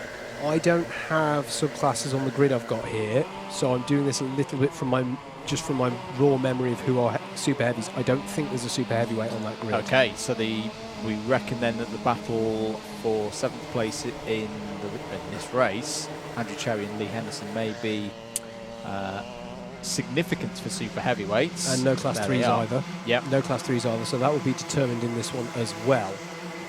Apologies to any super heavyweights I may have ignored. You'll appreciate it's a new season. Some of you have had a good you know, some of you have dropped down to their heavyweights. Some of you have. I was wondering where you were things. going with that. I thought, I mean, lockdown has been tough for some people, and other people move the other way. Some people have moved the other way. Some people, you know. My point is, I'm getting at here is I don't know who exactly the super heavyweights are because it's changed a little bit. But significant moment yeah. here. Craig Brown has got onto the back of Tim Hill. Yes. Now, tactics. I've been talking about it a lot today. If you're Craig Brown here, I think you work with Tim Hill at the moment, and you try and use it's what I like to call the Honda Cadet isolation tactics. If you're sitting in second place and you want to isolate the leader for later on in the heat or the final, whatever it is you're racing in, because if he starts again trying to fight now with 8 minutes to go, he's going to encourage those behind to get involved. They're not that far away. Darren Townsley's got some good pace at the moment. He has. He was coming under pressure from Simon Kavanagh as they crossed the line, but he's just been able to drop him through this first sector a little bit as Craig Brown looks down the inside of Tim Hill, and that is a clean move through Ashby, and that is, for the moment at least, the promotion spot taken off of Tim Hill. That's, of course, the other way of doing it, with a very decisive, clean move, and now trying to pull away from Tim Hill behind. Yep. It's not the biggest circuit for slipstreaming, and you know, being able to sit in someone's wake, but there can be a little bit of it round here. Yes, there can be. Simon Kavanagh looks to tuck under Darren Townsley here. I'm not sure if he's got enough of his cart alongside. No, he doesn't. And Townsley continues to hang on to fourth spot, as now, in fact, Kevin Coombs is going to have a little look at Simon Kavanagh, but can't make it work this time around. And now Tim Hill is under pressure from Darren Townsley. Townsley's going to try down the inside, and it's still side by side through Boxing Day. Tim Hill will retain that position for now, but good job from Craig Brown to bridge the gap, having got up into that second spot. Still Stuart Jones in the lead. Luke Hornsby further down the order is the only Class 1 runner at the moment. And we've talked, as Simon Kavanagh runs wide through Wilkins there, clearly unhappy with what led to that, and collects the tyres on the exit. And now immediately will be under pressure from Andrew Cherry behind him. But I was just saying, Luke Hornsby, he's been out of racing in Club 100 for a little while. Yep. At the moment is the class 1 runner who's not looking like he's going to get through. But he's been, getting back into it and racing well today, I think. But he's got his work cut out if he's going to get promotion. Yeah, he was unlucky in one of his seats. He got taken out by someone with some wet tyres. Good point. Just a case of wrong place, wrong time. Here's a battle for third place between Hill and Townsley. There's a penalty for Kevin Coombs for a bump and pass. I think that's for the move on Simon Kavanagh a lap ago. Yes, and that's expensive for him. 4 positions to be docked. Impossible for him to qualify now into the A final, albeit he wasn't in a position to do so anyway. And Tim Hill defending quite robustly at the moment, Andrew. It seems to me that they've sort of accepted their fate with regards to promotion. I think you're absolutely right, Howard. I think they know that they can't catch Craig Brown. Craig Brown's just a little bit too quick, and Stuart Jones likewise, both of them in the 55.2s, which is a very nice pace indeed. And this is now a fight for points, going for that third place. Rogero says, what on earth was that first lap about? We need those carts for the lightweights this afternoon. It's a fair point. That's a very fair good point, and it's probably exactly what was going through JV's head as well. To be honest with you, I'm going to defend the BUKC a bit here. I see a lot of BUKC bashing from time to time of the students have wrecked the carts. It's like, well, hang on a second. Those in glass houses shouldn't throw stones. This is true. This is very true. And I've got to say as well, actually, BUKC standard, they've had the licensing system for the last few seasons. It's worked really well. Look here from Darren Townsley on Tim Hill, but it's not on there. And it's Tim Hill still running in third place. Darren Townsley in fourth, Kevin Coombs in fifth. Luke Hornsby there coming under pressure from Tim Williams over 10th spot, as Kevin Coombs is battling away with Andrew Cherry there, I think. So that's a bit of change there. No, sorry, that's Alexander Lamin. Apologies. Battling away with Andrew Cherry. That makes more sense. Just had a very brief look at Lee Henderson there in 13th place now. As down the inside of Hill goes Townsley, and he's got the move done this time, Howard. That's third place. Yep, good move there from Darren, who has been involved in a fair few battles out there today, but at the moment is on for getting some good points there in third place. Into the boot they go. Tim Hill immediately has the attentions of Kevin Coombs in the 63 kart. Luke Hornsby here defending against Tim Williams. A long train of kart here, very costly if you get pushed out wide, very costly if you get a penalty, as it's worth bearing in mind that it was Kevin Coombs, wasn't it, who got the bump and pass, so he has got a penalty to be applied post-race. 3 minutes of this one to go. You're watching live coverage of the Club 100 Sprints Championship in association with ROTAX. Andrew Mather and Howard Mitchell, your commentary team from Double Dash Motorsport Media. There's the number 47 of Steve Lindley, who's had a good race here. He's up to into the top 10. A bit of a rough and tumble through the heats. And he's now having a look at the inside of Andrew Cherry for 8th place overall. That's Nicely a very done. good move. Yeah, very really good move. Really good. And it's all kicking off behind because Tim Williams is now side by side with Garrett O'Connor, and Garrett O'Connor is going to get the job done. And you know what? That started with Tim Williams thinking he might have a go at Luke Hornsby as everything checked up behind that battle between Lindley and Cherry, but it just didn't go the way of Cherry in the end. Sorry, it didn't go the way of Tim Williams in the end on that one. There is the gap. Craig Brown ahead of the 22 of Darren Townsley in third, and Stuart Jones is some 2 seconds ahead of Craig Brown as well. So those two just need to guide this one home. Garrett O'Connor looking down the inside of Luke Hornsby there for 10th place and has got the job done. And Paul Williams, who had the interesting first lap earlier on. In fact, everyone had an interesting first lap, let's not lie. But this is Tim Hill having a look at Darren Townsley again, and it's going to put Townsley out onto the curbing. He's got to be careful because the water's getting kicked up. Kevin Coombs is getting involved as well and gets by. Still got that penalty hanging over him, but it's a penalty served in position, so every position negates a part of that penalty, if you like. Tim Hill then back up into third place. Kevin Coombs in fourth. Darren Townsley in fifth with Alexander Lamin on his tail in the number 36 kart. And Kevin Coombs now has a look down the inside of Tim Hill at Ashby and gets that job done. And behind them, Alexander Lamin in the 36 is by rain. Kevin Coombs as we've got rain. Slippery surface flag is out. Tim Hill gets taken by Alexander Lamin. So this is a bit of spice added to the mix with 1 minute and a quarter. And this is the kind of thing, when you're in a close pack like this, Andrew, you could all arrive on the scene for a big braking zone like Christmas and misjudge it. Especially into the boot. The boot is always the corner that gets slippery first. I don't know what it is about the tarmac going into that corner, but we've seen many times. I remember a final race in the ABkC a couple of years ago where we didn't catch it on camera, but about 20 karts all went off going into the boot. So this is not over yet. This is a case of survival for everybody out there. Yeah, Townsley lost out there to Simon Kavanagh as they come up the hill for the last time. How they're all going to judge this braking zone. Has it been enough rain to affect things? Steve Lindley is down the inside of Townsley now. Garrett O'Connor is by Andrew Cherry. It's Williams versus Williams as well, as you can see there. Paul Williams versus Tim Williams in the mid-pack. This is all hairy stuff as they're breaking down into Ashby, as they're all trying to judge the conditions. Can be difficult just to judge how heavy the rain is as well.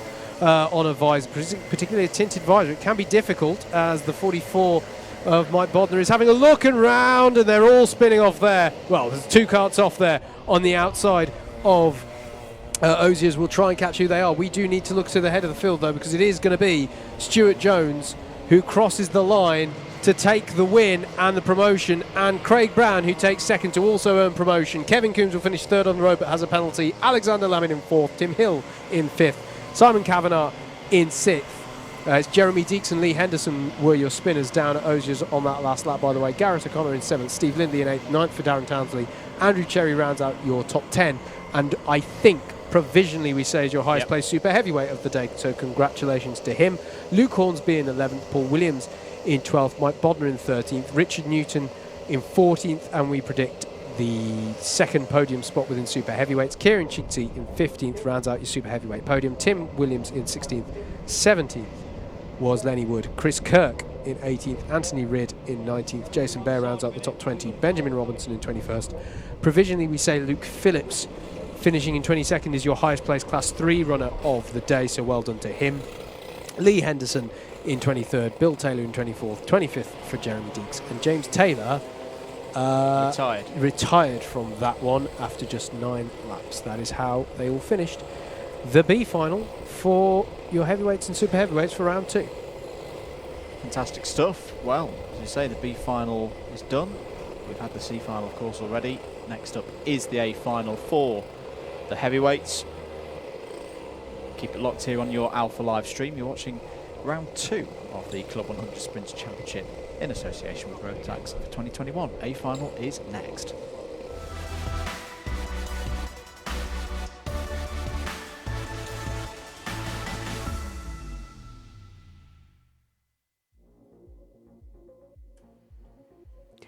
Let's take a look at your grid then for the A final of your heavyweights and super heavyweights for round 2 of the Club 100 Sprint Championship for 2021.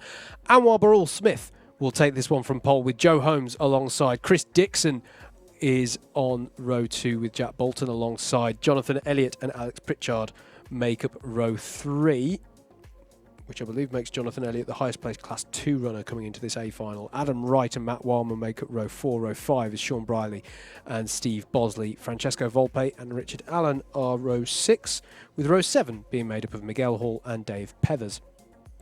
Lewis Ridd and Bradley Shears are row 8. Row 9 is Harry Melvin and Oliver Moss.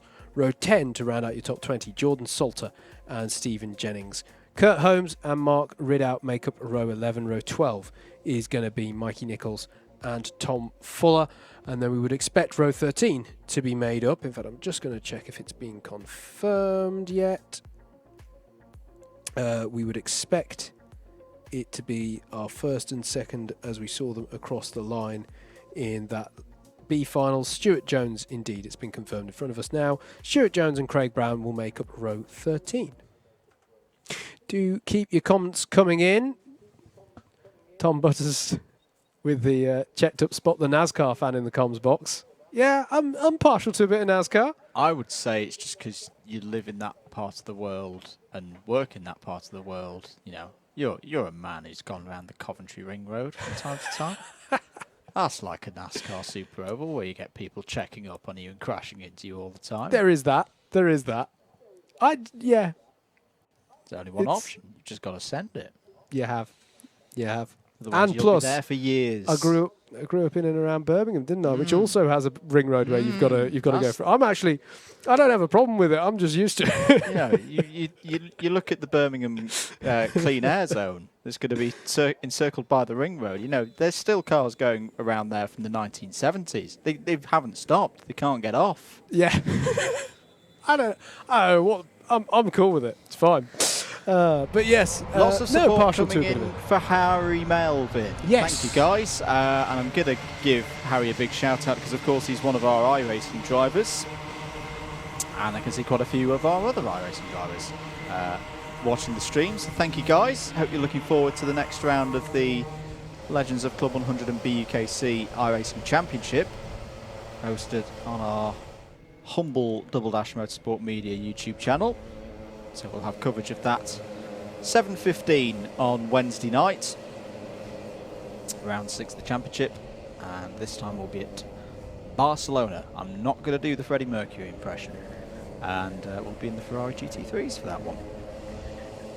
Rain has now stopped, according to David Whitehouse, and that was a classic one. That was a classic Whilton Mill, not accurately, specifically forecast, but it's just started raining because it feels like it. And it's also that it can melt away as quickly as it starts as well. So that's always an interesting aspect of it as well. A finalists for new viewers always get a few practice laps. So if you're wondering why aren't you commentating on this fast-paced driving, chaps, this is just practice. This is just the drivers checking over that they are happy with their karts, and I think I can see a Mark Ridd out there making a kart change, judging from that suit.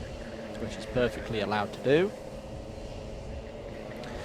But yeah, start's going to be very interesting of this one, especially if there is still a little bit of precipitation out there. We'll just try and keep an eye on the lap times as they do these practice laps, because fast laps we would expect low 55s. So we'll see if they are back into those as they come around for their second practice laps. There's Anwar leading the field round. I am sort of commentating on the session now. We're getting there. We're getting there. Joe Holmes having a kart change. And yeah, Mark Riddell, you were right. Andrew is going for a kart change there. Just a reminder, I know Andrew covered it at the top of the stream, but championship situation is that it was first blood to Joe Holmes back at Clay Pigeon for round one. It was himself in first, Matt Warman in second, and Anwar Burrell Smith rounding out the podium on that day with Adam Wright fourth in that final, and Sean Briley rounding out the top five. And that's Dave Pethers having a kart change. And is that Mikey Nichols? I think it might be, yeah. Big thanks to all of our Club 100 staff working hard. It wasn't ever. Sorry, it was Harry Melvin having a kart change. And the kart's looking great today, especially as I imagine reprep yesterday was not enjoyable for the boys. Very wet, very muddy, and also the scrutineering pen flooded last night. So well done, guys. As ever, top-notch work by the whole team. Yeah, couldn't agree more. And obviously, if you are looking at all of this going, that looks a lot of fun, club100.co.uk. Yep. Check it out. All the detail of the various championships that are going on in the Club 100 portfolio of racing action. We should explain to new viewers as well, there is an inherent risk with changing your kart in this manner, because A, it's going to be cold. You don't, you've foregone those practice laps to see how this particular vehicle feels. Which, yeah, if it's a kart not to your liking for whatever reason, that's it. You've got no opportunity to change it. Yeah, absolutely. So yeah, it is always that judgment call of even if you detect something that's not to your liking, is it bad enough to warrant the risk that you're going to take? Yeah. And to explain it, that's different driving styles as well. Yes. Some people like more high, top end, some people like more low end. And all the karts prepped within tolerance. But here we go then. First streamed heavyweight final of the season. Round 2 here at Whilton Mill for the heavyweight A final. Burrell Smith versus Holmes. Away we go then. Good start for Anwar Burrell Smith. Joe Holmes is going to hold himself in there in second place. Oh, Jack the number Bolton 82 and Jack Dixon. Bolton was all crossed up there, but it's a very good start for Anwar Burrell Smith as they go into Christmas corner for the first time. It's Burrell Smith, Holmes, Dixon in third. Looks like Adam Wright's getting pushed out wide there, but he's just about survived in there behind Jack Bolton. And look at this. Oh, the cone's already be falling over as well. It's all going on in the midfield. But Anwar Burrell Smith has done exactly what he needed to do, Howard. At the start of this race, he's held the lead ahead there of Joe Holmes. Yeah, and it was a very robust start for Chris Dixon and Jack Bolton, who had a little bit of rub in his racing, I think, through the crook. They all made it work, as I think that was Francesco Volpe who may have been making a cone go flying there through Osiers. We'll see. It was Volpe or Bosley, one of the two. And that's Adam Wright tackling the back of Jack Bolton now, and Jonathan Elliott is getting involved as well. But it's worth saying Jonathan Elliott, as I said when I did the grid, comes into this as the highest place of the Class 2 runners.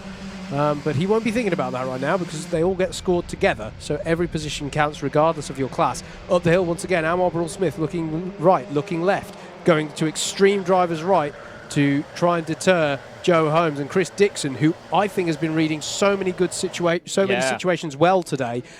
Look out for him here because he is going to know these two are just going to battle. These two are like, well-established rivals. We're just going to, we're just going to wait for our opportunity. And you can see there, he can't do anything in this particular moment, but he's having a look as it's all checking up here. We're going to use that term again. Is Anwar trying to Gandalf this from 12 minutes out? No, this is the thing. This would be quite brave. But this is the thing. If you're Anwar, what you want is not only the win, right, but you would quite like Joe Holmes to have a few things to worry about from behind. Yeah. You know, so I'm not questioning the tactics. It's enjoyable to watch for us. Looked like Matt Wildman going by Sean Briley for me through the boot, and it wasn't just my eyes need testing. He really did. He's up to 8th place now.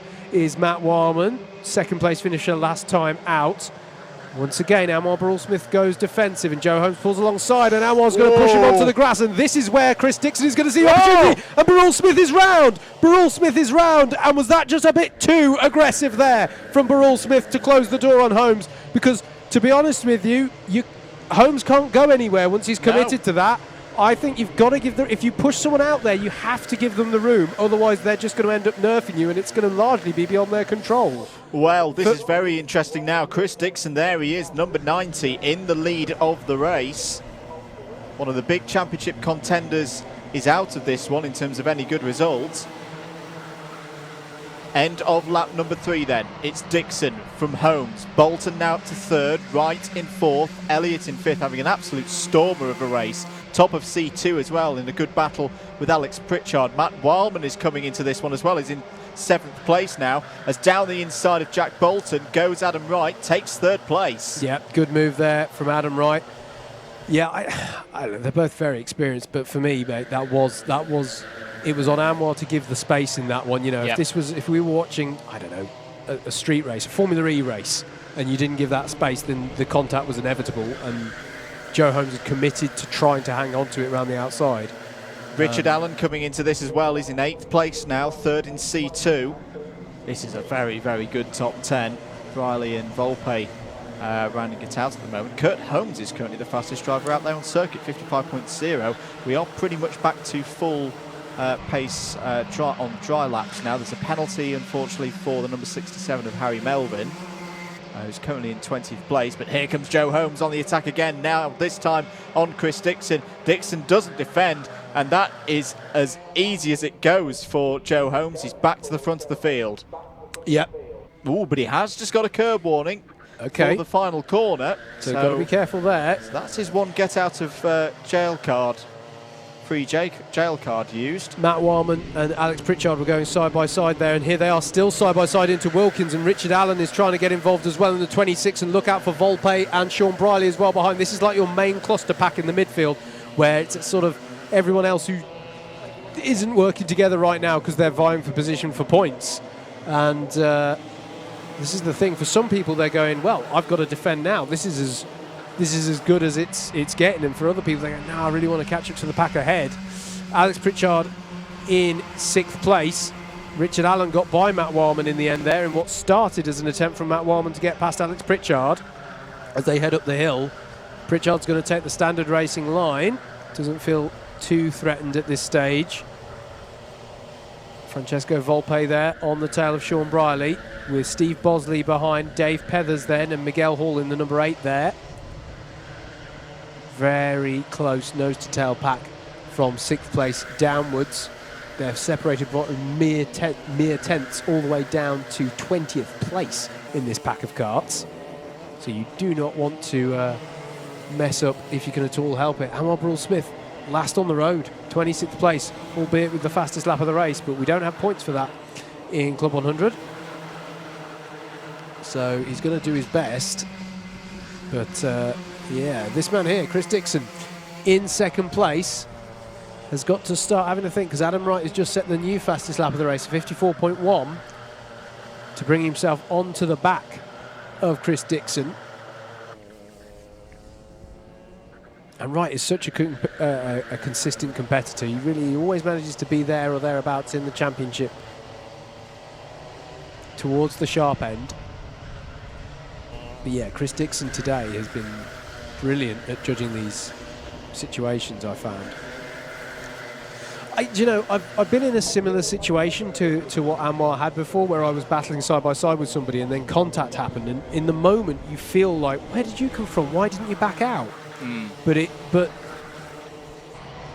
it's such a fine line between they should back out of the move and even if they back out, where are you hoping they'll go? Yeah. And that's the fine line there that I think, for my money, yeah, as I say, I don't think Joe had many places to go. This is a good comeback drive, not just in terms of returning to Whilton Mill. Chris Dixon didn't make the A final at Clay Pigeon. Oh wow! So okay, and I hope he doesn't mind me saying it wasn't a particularly good finish in that B final. So if he can wrap this out, get a podium in 5 minutes on the clock, that would be a very, very good bit of bounce back ability. Oh, good move down the inside, Alex Pritchard on Richard Allen. That was nice. Can he get it? No, he's just run a little bit deep into Ozzy's there, and Allen's got him back. And here comes Sean Briley now as well, ever the opportunist. That was a really good go though from Alex Pritchard, and he's giving it back, but I don't think he's going to have the inside line into the final corner. Volpe is on the move as well. Matt Wildman's forced out wide there over the concrete runoff. I should say we're cutting between, quite rightly, because they're where the fights are. We're cutting between sort of your top three and this battle. But Jack Bolton in fourth and Jonathan Elliott are running in the midst of this. They're in fourth and fifth place, and they're quite close together. But yeah, it's just worth mentioning that. Oh, penalty for Joe Holmes. He's hit the monster curb. He's hit the monster curb. Sorry, Howard, I've just shot your eardrums out, but that is it.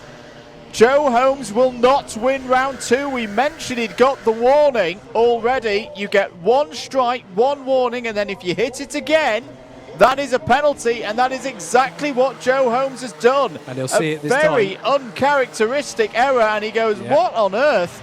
But that's been called. Craig Brown as well with the bump and pass, just whilst we're on the subject of penalties. So 4 places to be deducted from him. And now the opposite. And Dixon and Wright will know. They will know who number one is. Yes. And they will know that this battle on your screen right now is now for a Club 100 Heavyweight Sprint round victory. And here's Adam Wright going down the inside into Ashby corner. He's got him. Lovely stuff from Adam Wright. Gets himself into the provisional win for the round. I'm just wondering how much it is for Monster Curb, because usually it would be 2 places for a curb offence. Well, it's the one, monster one, so it's I don't know what that means. That's it is at least we need to know at the moment. It is the critical one. That is true. I'm just wondering how it goes for for podiums and such. Yeah. But and Wright had a tickle of it as well. It is quite easy to do, folks. If you're watching at home and you haven't experienced it, you turn in and that's too early, and it's the rear right that clips it. Yes, because the white always in the safety briefings for for the first karting you'll ever do, remember that the rear of the kart is wider than the front. So it is so easy to do, to clip, even if you clear it with the front of the kart, to have the right rear touch that. And they're pushing the very limits as well here. When you say they'll know that it's a penalty for Joe, Adam must know that. Yeah, He's raced against Joe for many a year. I presume that Chris Dixon does as well, but they're not slouching here, as Chris Dixon. I mean, I suppose Adam Wright has to push because of the pressure that's being applied here. Yeah. You can just see Jack Bolton and Jonathan Elliott in the background. How about Jonathan Elliott? He's having a cracking run. 5th place at the moment, top of the C2s, and a long way clear of Richard Allen behind, who's looking at picking up another trophy. As you say, got one yesterday in the clubman class in the endurance race. Bolton's just got a monster curb warning as well, and Harry Melvin's got a track limit warning. A lot of support coming in on the stream for Harry Melvin, currently running in 25th. He has got to be careful. He doesn't want to get a penalty for that. There is Jack Bolton and Jonathan Elliott. We haven't really looked at them this race, but they are pushing hard there, and you could see the gesture from Jonathan Elliott there to say, yep, work together, mate, because I think they may also know that there's penalties in front, or even if they don't, there's podium opportunities. Big points on offer. Points when you're in the top 10, especially at this early stage of the season. Anwar Brule Smith, if you're wondering, has recovered to 19th so far, having been right at the back, so he is doing some incredible work. And credit to him that he's still pushing. Circulating out there. You know, I've seen many a driver just quit and go home after that kind of incident, and the likelihood is that this will be a drop score for Anwar come the end of the season, but he's still cracking on. Saying that, he has just got a contact warning, and 37 seconds of this one to go. Oh, Adam Wright is really pushing hard now. Didn't see anything come in terms of curb warnings. No, I don't think I've seen anything. Here's the fight over 6th place. Alan, Briley and Alex Pritchard in there as well. Penalty for Tom Fuller. That's bump and pass, so that's going to be costly for him as well. You know, for some of these drivers who are running in those 20-something positions, they're going to gain from a few here, as we are presumably going to go on to the last lap. So it is Joe Holmes who leads them onto it, but has critically the penalty. So this is your battle for the round victory. Adam Wright leads Chris Dixon up the hill. He's going to surely go super defensive here, but Chris Dixon is going to take the conventional racing line, going to try and get the switchback. He won't have the inside line though through Boxing Day and Inkermans, but he might have the overspeed to try a braking move into Ashby. Adam Wright is wise to it and closes it off on the inside, runs all the way over the concrete. That's fine, that's allowed. Again, Chris Dixon will look to get a good run through Wilkins to see if there's an opportunity into Ozius. But again, Adam Wright will go super defensive. Will the switchback give Chris Dixon the overspeed to give him an opportunity into the boot? Joe Holmes is entering that boot now, but it's these two we need to keep an eye on for the round win. Adam Wright is going to have to position his car so carefully because Chris Dixon clearly is trying to get the switch back through the second part of the boot. Can't do anything with it though, and you can see a little slap of the steering wheel there in frustration. But there is Adam Wright, who takes the win for round 2 in the heavyweights at Whilton Mill in the Club 100 Sprints for 2021. Chris Dixon finishes 3rd on the road, but 2nd. Jack Bolton finishes 4th. I'm going to provisionally say I think that Joe Holmes will round out the podium. I think it's only going to be 2 positions he's dot. Jonathan Elliott finishes 5th and highest place of the Class 2s. Richard Allen in 6th, 2nd of the Class 2s. Sean Briley in 7th. Francesco Volpe in 8th will be 3rd of the Class 2s. Matt Warman and Kurt Holmes rounds out your top 10. Andrew? Some major movement in C2 towards the end of that race, and here come the penalties, here come the contact warnings. The O was called by Alex Pritchard, fell all the way down to 18th, and thank you very much, David Whitehouse. Pritchard forced wide in boot and went grass cutting. Wow. So that is not the way the number 77 would have wanted to finish what up to that point has been a very, very strong round. But how about that for Adam Wright there to pick up the pieces when both of the top 2 today have made errors, and on a streamed round as well. Adam's not always had the best of luck on streamed rounds, so I'm really, really pleased for him that he's been able to take a win here in the heavyweight sprints at Whilton Mill. Yeah, absolutely. That was a really enthralling race, really enthralling round, and so many of the comments that have come in today, and I completely agree with them. Whilton Mill just produces some fantastic racing, really good stuff. And yeah, it's congratulations to Adam Wright, who was the fastest lap of the race, by the way, 53.986, so signing off in style. As I say, I got to the end of the top 10, I think, with Kurt Holmes. Mark Ridout finished 11th. This is all on the road. There are penalties to come into play here. Dave Pethers finished 12th. Bradley Shears 13th. Jordan Salter in 14th. 15th was Oliver Moss. Anwar Burrell Smith in the end recovering to 16th. 17th was Miguel Hall. Alex Pritchard in 18th. 19th was Tom Fuller. 20th for Stephen Jennings. Mikey Nichols was 21st. 22nd for Steve Bosley. Lewis Reed in 23rd. Stuart Jones in 24th. Harry Melvin in 25th. And Craig Brown in 26th. So that's how they all ended up, and that does bring to a close our heavyweight action. But there's more, there's way more. There's all of what we've just done to happen again in the form of our lightweights this afternoon, so be sure to join us for that. There's going to be a lunch break here on the schedule. I'm not sure if we've got the schedule to flash up now. I'll just spring that one on the producers, but we've got plenty of racing action still to come here today, so don't go anywhere, frankly. Keep it here on the Alpha Live YouTube channel. For now, though, we are going to have a break at the circuit. We'll be back with you soon. If you haven't subscribed and hit the notification bell, please consider doing so. It'd be lovely to have your support. From myself, Howard Mitchell and Andrew Mather of Double Dash Motorsport Media on comms, and everyone here on the Alpha Live stream here at Whilton Mill. We will catch you again after the lunch break. Thank you for tuning in, and goodbye.